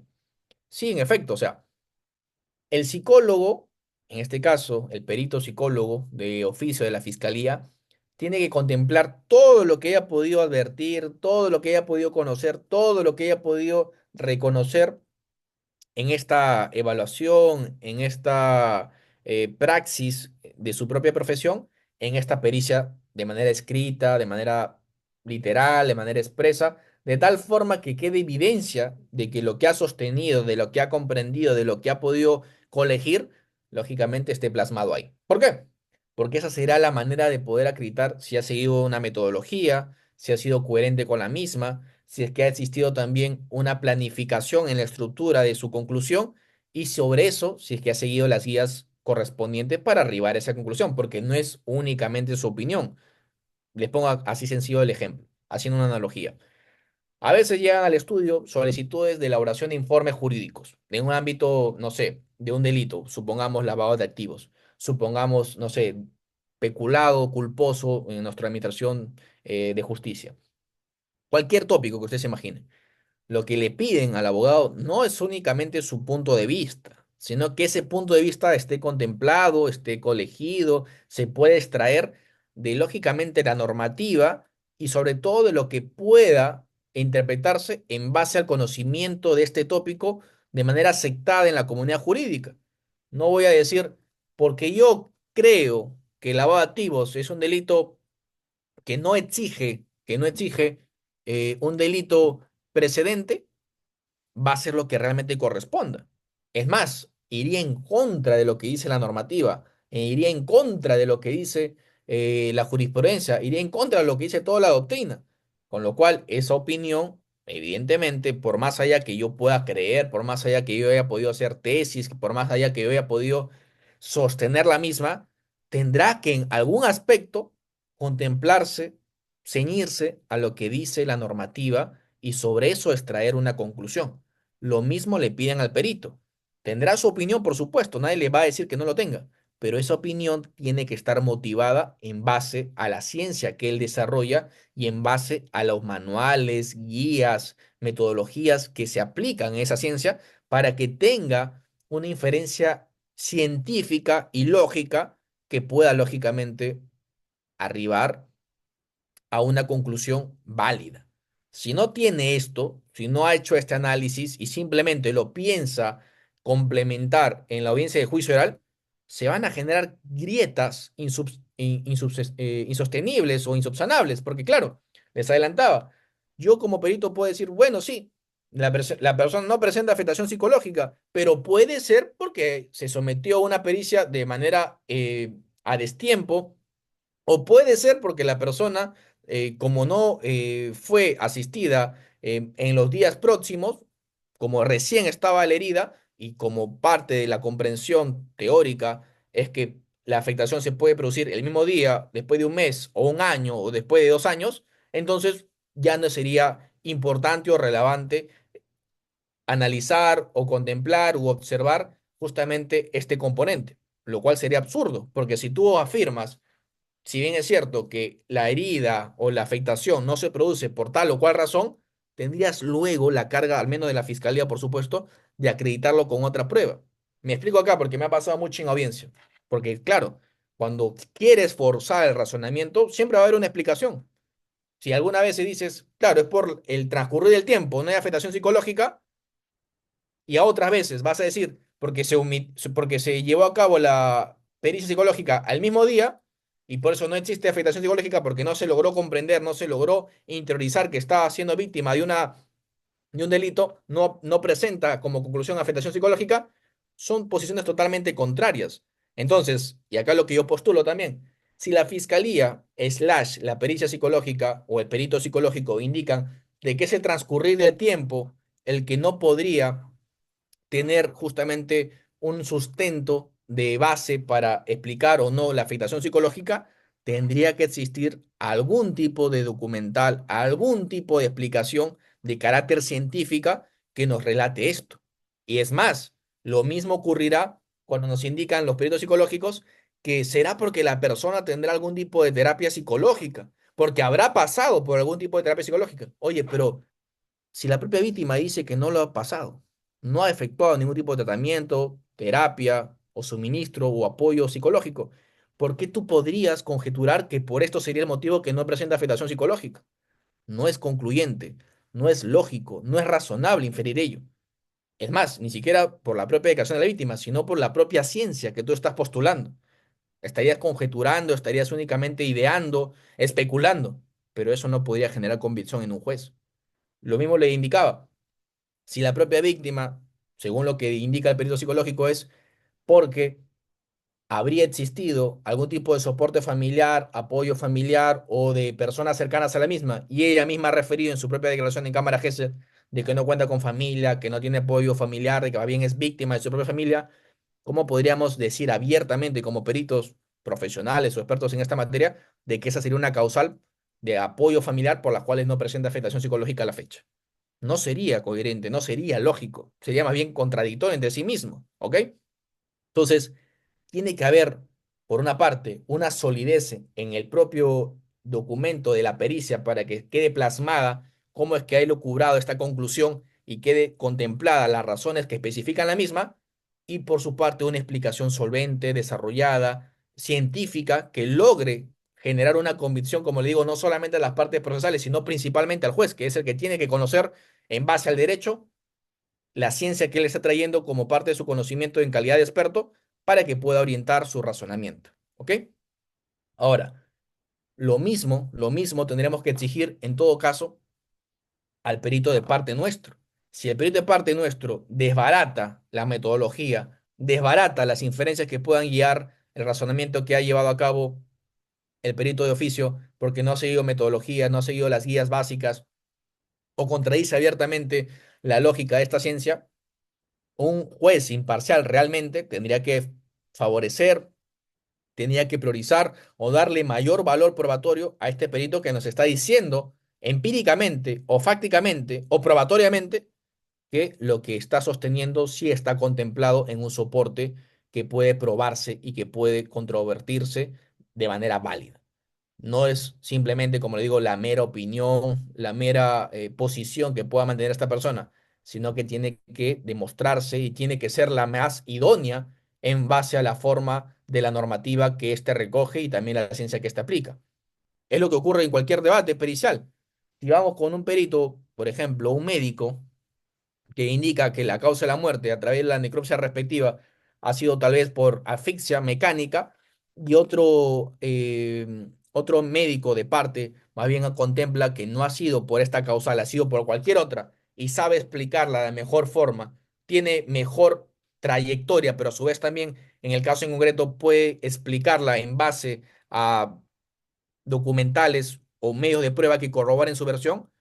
La lógica, que finalmente es lo que respalda nuestros argumentos, tendrían que sopesar y sobre esa base tendría que resolver el juez.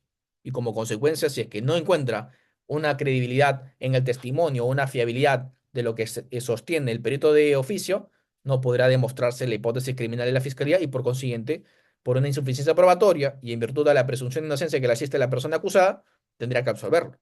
Y esto no es un tema de fomentar o generar calos de cultivos para la corrupción o eventualmente para la impunidad. Simplemente es la propia estructura y funcionamiento de un sistema acusatorio como el nuestro. Y sobre esa base tiene protección constitucional y convencional.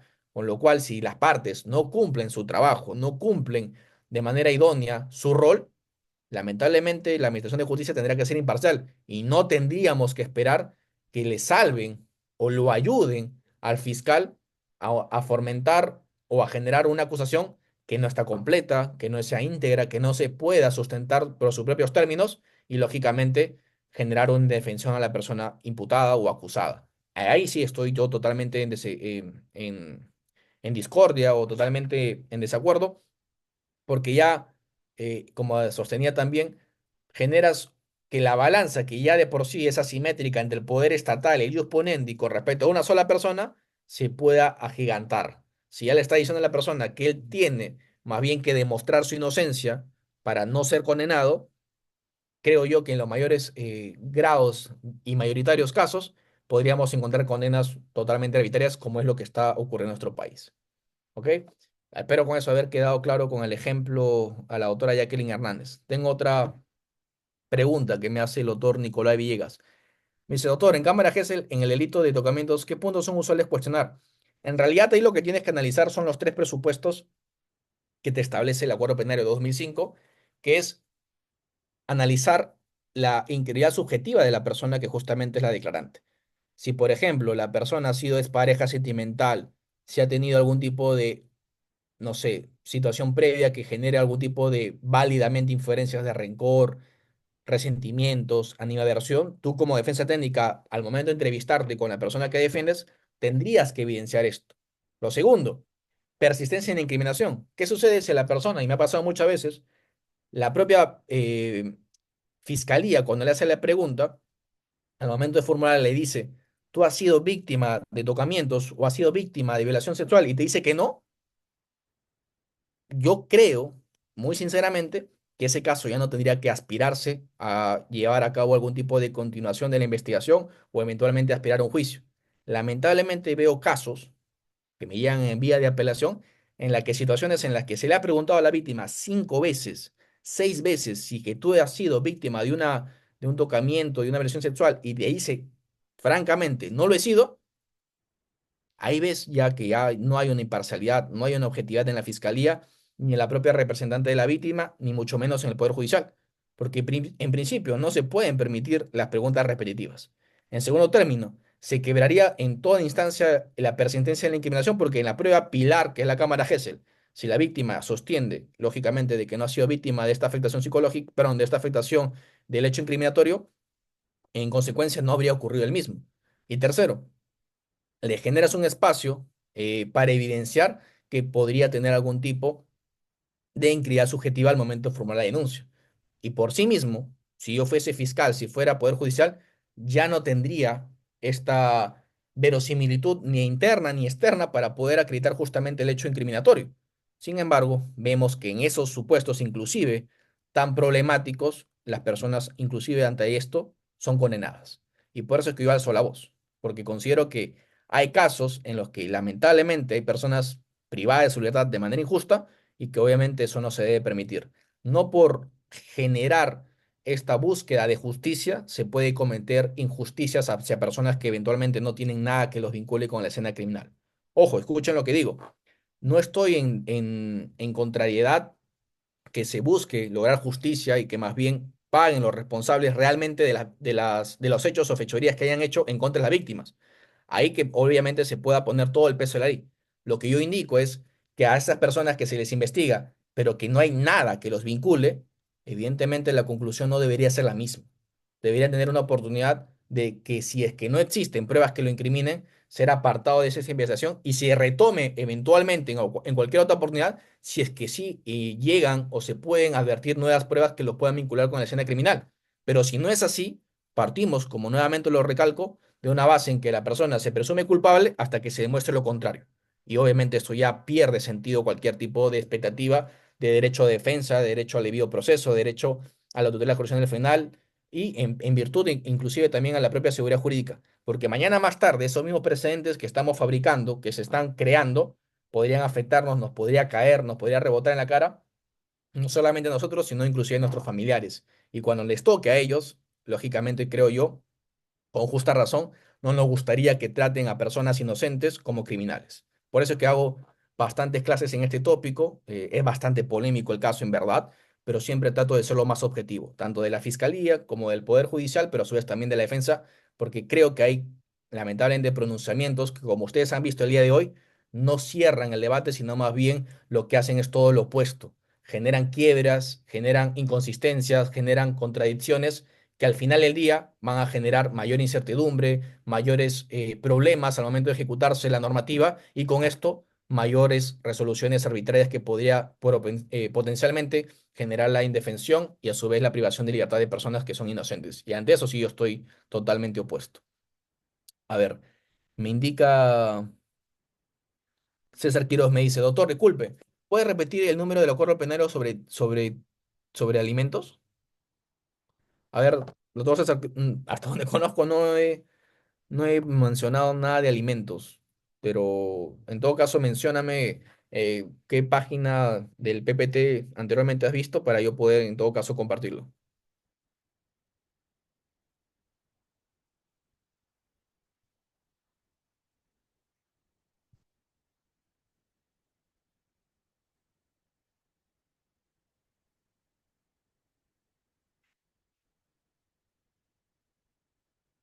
Ok, tocamientos, a ver.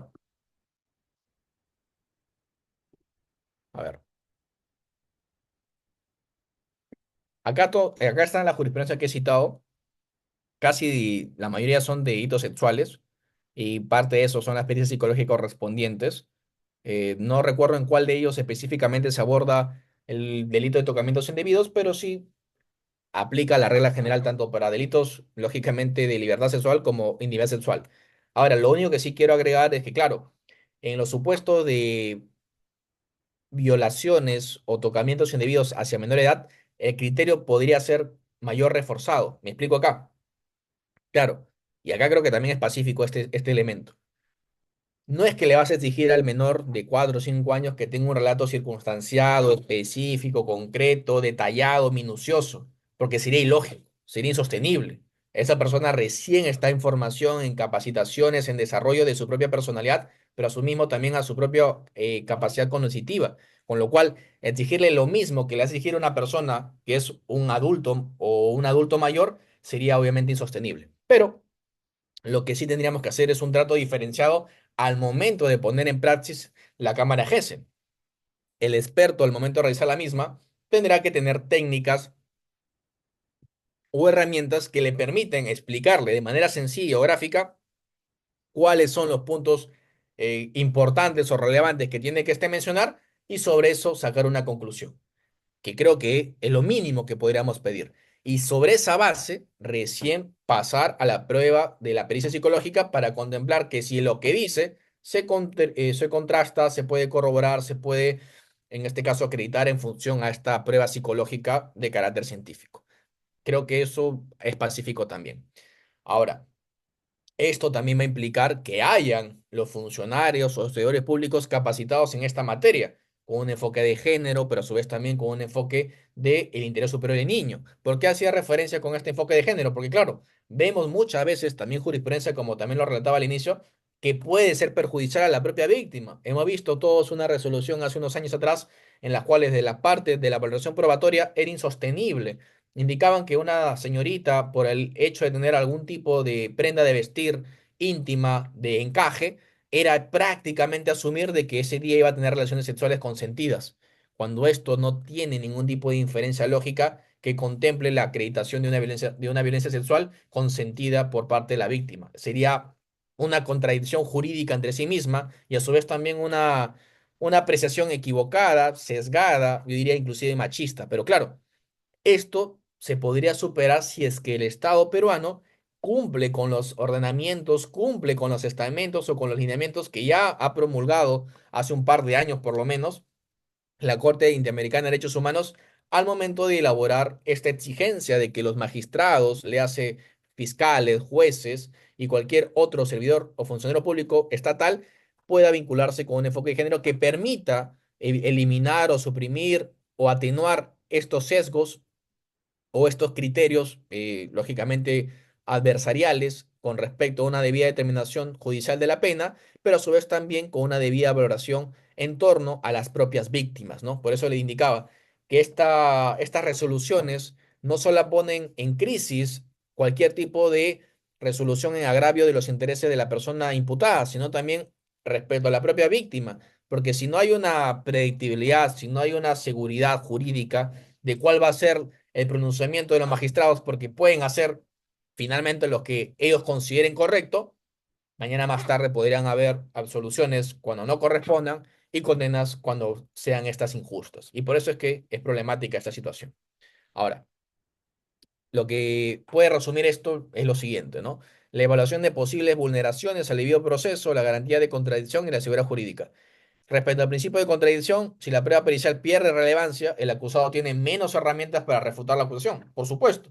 Si ya no voy a tener más que la propia cámara Gesell para poder yo contradecirla, y supongamos que la contradicción ya no se puede llevar a cabo porque el relato ha sido estructurado de tal forma que es consistente, que es razonable, que es lógico, pero ya no voy a poder desvirtuarlo a partir de la prueba psicológica de carácter científica, prácticamente esto sería una condena según los términos que postula en los propios fundamentos jurídicos que ha sostenido o ha postulado la Corte Suprema. Respecto a la presunción de inocencia, la falta de exigencia de corroboración con pericia psicológica podría generar fallos basados solo en las declaraciones. En efecto, no es una simple invención, una simple imaginación nuestra. Es lo que ha plasmado la Corte Suprema al momento de indicar de que solo la coherencia interna será suficiente para lograr una condena. Y sobre esta base, si ya no hay una exigencia de corroboración, como indicaba hace unos instantes, bastará que la propia víctima estructure un relato circunstanciado, un relato coherente, un relato lógico y razonable, para con esto ya prácticamente tener una calidad de certeza de condena. Y más aún complementado, si es que lo que sostienen los Supremos es que la defensa no ha acreditado otra hipótesis alternativa, es decir, si tú no generas otra hipótesis alternativa que explique por qué el hecho no ocurrió, entonces tú sigues siendo culpable a pesar de que no me quede del todo claro ello. Con lo cual no estoy de todo, eh, obviamente, de acuerdo como lo vengo sosteniendo a lo largo de estas casi ya 2 horas. En la tercera, la seguridad jurídica. Este precedente cambia el estándar probatorio sin un marco normativo claro, lo que podría generar decisiones contradictorias en el futuro. Es más, ya se vienen dando. La propia Suprema, el mismo Supremo, el mismo magistrado o el ponente sostiene en una oportunidad en febrero una posición A y el mes de mayo o abril, perdón, genera una posición totalmente opuesta. De manera que es una decisión contradictoria que puede en potencia repercutir en la primera, segunda instancia y así en cualquier corte de nuestro país, generando una impredictibilidad, un vacío de contenido al derecho a la seguridad jurídica y sobre todo a la motivación de las resoluciones judiciales. Ya no se sabría cómo estos casos podrían resolverse, al menos en virtud a todos los derechos que le asiste a la persona acusada. Ahora, respecto al análisis crítico y los efectos de la canción 178-2024 Tumbes, debemos decir lo siguiente, ¿no? El problema identificado es que ya se desvalora la pericia psicológica, y es decir, ya no se parte de una evaluación intrínseca, ni tampoco extrínseca, ni mucho menos de parte de una evaluación conjuntiva o individual de la prueba. Simplemente va a valerse por sí sola la declaración de la víctima a través de la cámara Gesell o a través de otra prueba que pueda tener esta indicación de incriminación en contra de la persona investigada o imputada. La contradicción con la jurisprudencia previa, que ya habíamos indicado, a pesar de que hay unas casi 2 décadas de sostenibilidad en la jurisprudencia, en la doctrina, mayoritaria al menos, con esta se hace un quiebre y ya se torna una problemática en el presente año, a los 20 años, como hacía referencia del Acuerdo Plenario 2005. Se vulnera el derecho de defensa porque, claro, si solo se restringe la posibilidad del acusado de presentar pruebas científicas que contradigan la acusación, ya no habría mérito para tener un perito de parte, ya no habría mérito para que éste participe en las evaluaciones, ya no habría necesidad porque, a pesar de que yo pueda tenerlas o no, ya no será parte del objeto de valoración probatoria. Y es más, esto se agudiza si es que partimos de la base de que la propia defensa técnica o la persona investigada o imputada no tiene la capacidad económica de cubrir estos gastos. ¿Ok? Cuarto, la afectación a la presunción de inocencia es lo más evidente, creo yo. Si es que ya solamente se basta la sola declaración de la víctima, será necesario que más bien yo muestre cómo es que no cometí el hecho. Y acá les comento un caso que estoy analizando que ocurrió en Urín. Básicamente es el siguiente para que ustedes puedan comprender por qué es que reclamo tanto que hay una debida valoración de la prueba en estos casos tan problemáticos, que no son difíciles, son de naturaleza simple, pero que en la práctica son bastante complicados. Es el siguiente caso. Una señorita va con dos amigos, ojo, con dos amigos, a una discoteca en Lurín. Bailan, se divierten todos juntos, salen alrededor de las 3:30 a buscar un taxi. El taxi los traslada, en este caso, a un listo, que es, entiendo yo, un grifo en una avenida X, y sobre ese grifo, las personas que están detrás, que son la señorita y al costado su amigo, comienzan lógicamente a conversar, comienzan a besarse, etcétera. La persona que estaba como copiloto, que es el otro amigo, se queda dormido porque ya son las 3:30, 4 de la mañana aproximadamente. ¿Qué sucede? Ambos que estaban detrás, lógicamente el vehículo de este taxi, van a un baño que estaba en este grifo, bueno, de listo, que es un grifo también, y mantienen relaciones sexuales. Vuelven, vuelven al taxi y es ahí donde el taxista advierte que tanto la señorita y los dos varones que estaban, uno sentado de la señorita y otro como copiloto, están no solamente con sueño, sino están mareados, ¿ok?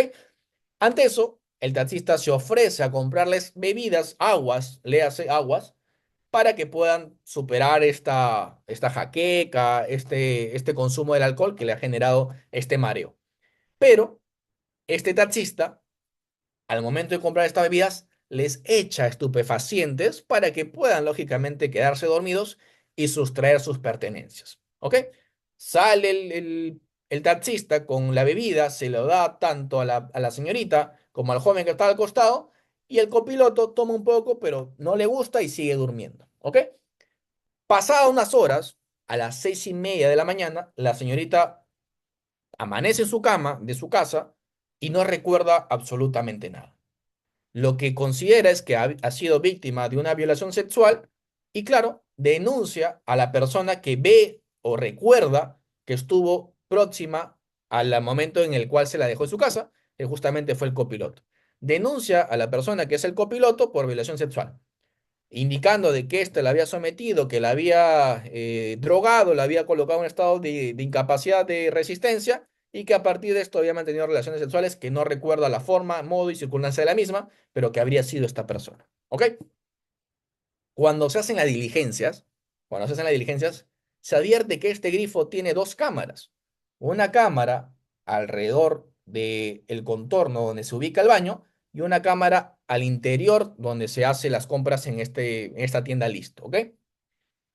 Cuando se ven las horas de las cámaras, se advierte que la señorita efectivamente va y mantiene relaciones sexuales con una persona que está en el baño. Después de ello, regresa al vehículo, sale el taxista, se le ve, y esto es lo único bueno, en el sentido de que de uno en un millón se ve que hay pruebas, lógicamente, que demuestren cómo ocurrieron realmente los hechos.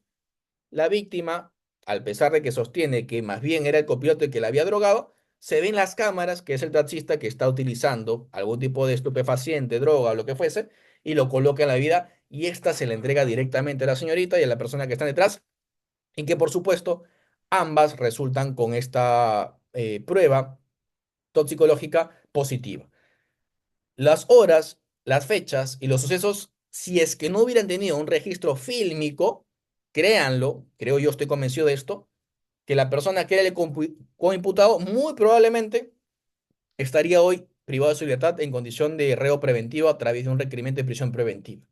Las cámaras en ese entonces, en ese momento, le permitieron a esta persona demostrar que no había llevado a cabo este accionar, sino que más bien la persona, en este caso la víctima, no recordaba y en esta desesperación de no recordar, quiso lógicamente buscar una persona que sea responsable de este supuesto hecho que no recordaba que era de violación sexual y acusó a una persona de manera errónea. Luego de ver los videos, reconoció que efectivamente no había algún tipo de interacción con el primero y ya cambian la imputación de violación sexual hacia robo, porque indicaron que esta persona, el copiloto, se había puesto de acuerdo con el taxista para poder más bien generar algún tipo de sustracción de sus bienes. Todo esto, como les hago referencia, si no hubiera existido cámaras, ¿qué creen que hubiera ocurrido? Tenemos la versión de la víctima que está corroborada por lo menos con una pericia, perdón, con una prueba toxicológica que acredita que efectivamente tiene presencia de estupefacientes en su sangre o en su interior. Segundo, tenemos la versión que sostiene que hay una violación sexual. Y claro, efectivamente hay un certificado médico legal que acredita que hubo, en este caso, lesiones recientes en sus partes genitales. Estas dos pericias científicas hubieran sido suficientes para darle esta corroboración, inclusive externa y también interna a la declaración de la víctima. Pero claro, en el caso, de manera creo yo bastante milagrosa, hay una cámara que contradice manifiestamente lo sostenido por la víctima y es la razón por la cual la persona ahorita goza de su libertad. Pero si no hubiera existido esa cámara, creo yo que esa persona y cualquier otra persona hubiera sido privada de su libertad y ante estos supuestos en los que obviamente son problemáticas los escenarios en los cuales solamente hay una sindicación de la propia víctima, porque evidentemente por las horas o los minutos, a veces puede cambiar totalmente la versión de una persona a su incriminación a otra que pueda ser más bien de su exculpación. Por eso es que hago bastante mención a este tema de la presunción de inocencia o al tema de la inseguridad jurídica, porque creo que son los valores o pilares que hemos ganado a través de estos años y creo que si es que lo logramos perder o desvanecer o defenestrar con este tipo de resoluciones, generan ya prácticamente un grado de inseguridad que muy problemáticamente se podría revocar o podría, perdón, evocar a través de una resolución de condena que, como le digo una vez más, puede ser en principio a cualquier otra persona, pero cuando nos toque a nosotros o a nuestros familiares, ahí es donde creo yo van a empezar las problemáticas más agudas y creo yo no podríamos tolerar o consentir ese tipo de interpretaciones contradictorias entre sí mismas. Por eso es que como parte de estas problemáticas, pero a su vez también propuesta de solución, leo algunas de ellas. Primero, hay que incorporar la obligación de un informe pericial forense en toda investigación de violencia sexual para que pueda existir un contorno externo de verificación y corroboración de lo que declare la víctima. Lo segundo, que se uniformen criterios sobre afectación psicológica en el marco de estos delitos sexuales, es decir, tiene que haber, luego de 20 años, un nuevo acuerdo plenario con este carácter de observancia obligatoria que nos permita generar una mayor convicción a la fecha de estos delitos de carácter sexual que son tan problemáticos en su aplicación. Tercero, establecer parámetros científicos y uniformes en la valoración de informes psicológicos que permitan arribar a una conclusión desde la propia ciencia de la psicología y que sean estos los expertos, los especialistas que puedan explicarlos y no más bien ser suplidos por la actividad de discrecionalidad de los magistrados que finalmente generarían una sentencia nula por una falta de motivación correcta o adecuada según los estándares nacionales propuestos por el Tribunal Constitucional en el caso Yamoja y eventualmente también sobre los estándares internacionales explicados de manera múltiple por la Corte Interamericana de Derechos Humanos al respecto. Esta jurisprudencia, como les hago mención, ha sido ya detallada hasta antes de 2025 y que actualmente se encuentra en crisis. Esto es lo que les estaba mencionando, que hay una obligación en estos tópicos, sobre todo al Estado peruano, una obligación, y no lo digo yo, lo dice la CIDH, si lo pueden revisar, es el caso Campos Algodonero versus México, si no mal recuerdo, y el fundamento es el 484 y el 541. En el primero de ellos nos dice que se debe enfatizar la procuración e impartición de justicia en la defensa y protección a la mujer y de la familia. Lo segundo, impulsar reformas jurídicas que protejan a la mujer en situación de violencia. El tercero, incrementar las acciones de instituciones de formación e información de cuidado de la salud de la mujer. Mientras que en el último nos indica que hay que implementar una perspectiva de género para la debida diligencia de conducción de averiguaciones previas y procesos judiciales relacionados con discriminación, violencia y homicidio de mujeres por razones de género, con respecto también a derechos humanos. Y lo segundo, la superación de estereotipos sobre el rol social de las mujeres en cualquier tipo de aplicación que involucre una actividad, en este caso estatal, como lo es la Administración de Justicia. Jurisprudencia al respecto, el Acuerdo Plenario 1-2011, que nos indica que es el juez el que debe atender las particulares de cada caso en concreto para establecer la relevancia de la prueba como consecuencia de la declaración de la víctima o testigo y la adecuará a la forma y circunstancias concretas. El recurso de apelación 23-2001, de fecha 23 de diciembre de 2004, antes citada, que indica que debe existir un padecimiento efectivo psíquico de la gravedad como un elemento periférico que corrobore la versión incriminatoria, que esto ya ha sido superado según los estándares que hemos acabado de leer a través de las canciones de este presente año. El Tribunal Supremo de España, y creo que esto sí lo cito bastante, nos indica, la presunción de inocencia no puede ser quebrada sin más por la simple palabra de quien se acusa, víctima o acusada. Ello en tanto que de modo contrario se estará invirtiendo la carga de la prueba, presumiendo la culpabilidad del pleno del imputado en este caso. Y la Corte Interamericana de Derechos Humanos, cuando dice el principio de inocencia, tal y como se desprende del artículo 8.2 de la Convención, exige que una persona no pueda ser condenada mientras no exista prueba plena de su responsabilidad penal. Si obra contra ella prueba incompleta o insuficiente, no es procedente condenarla, sino más bien absolverla. Con ello finalizo la clase del día de hoy, no sin antes una vez más agradecer a todos ustedes por su participación activa en la presente sesión y evidentemente estar el día de hoy acompañándome un sábado casi a las 9 de la noche en esta clase. Le dejo mi número de contacto, mi correo electrónico y si hubiera alguna pregunta, bienvenido sea para ya darles estos últimos 5 minutos para resolver las mismas y si en caso no lo hubiese, simplemente acabar con la sesión del día de hoy, agradeciendo una vez más a la institución del colegio o el Ilustre Colegio de Abogados del Callao, así como también círculos de abogados que nos apoyan y fomentan este tipo de espacios académicos de solvencia para nuestra formación jurídica. Me indican si hay una pregunta y si no, doy por finalizada la clase del día de hoy.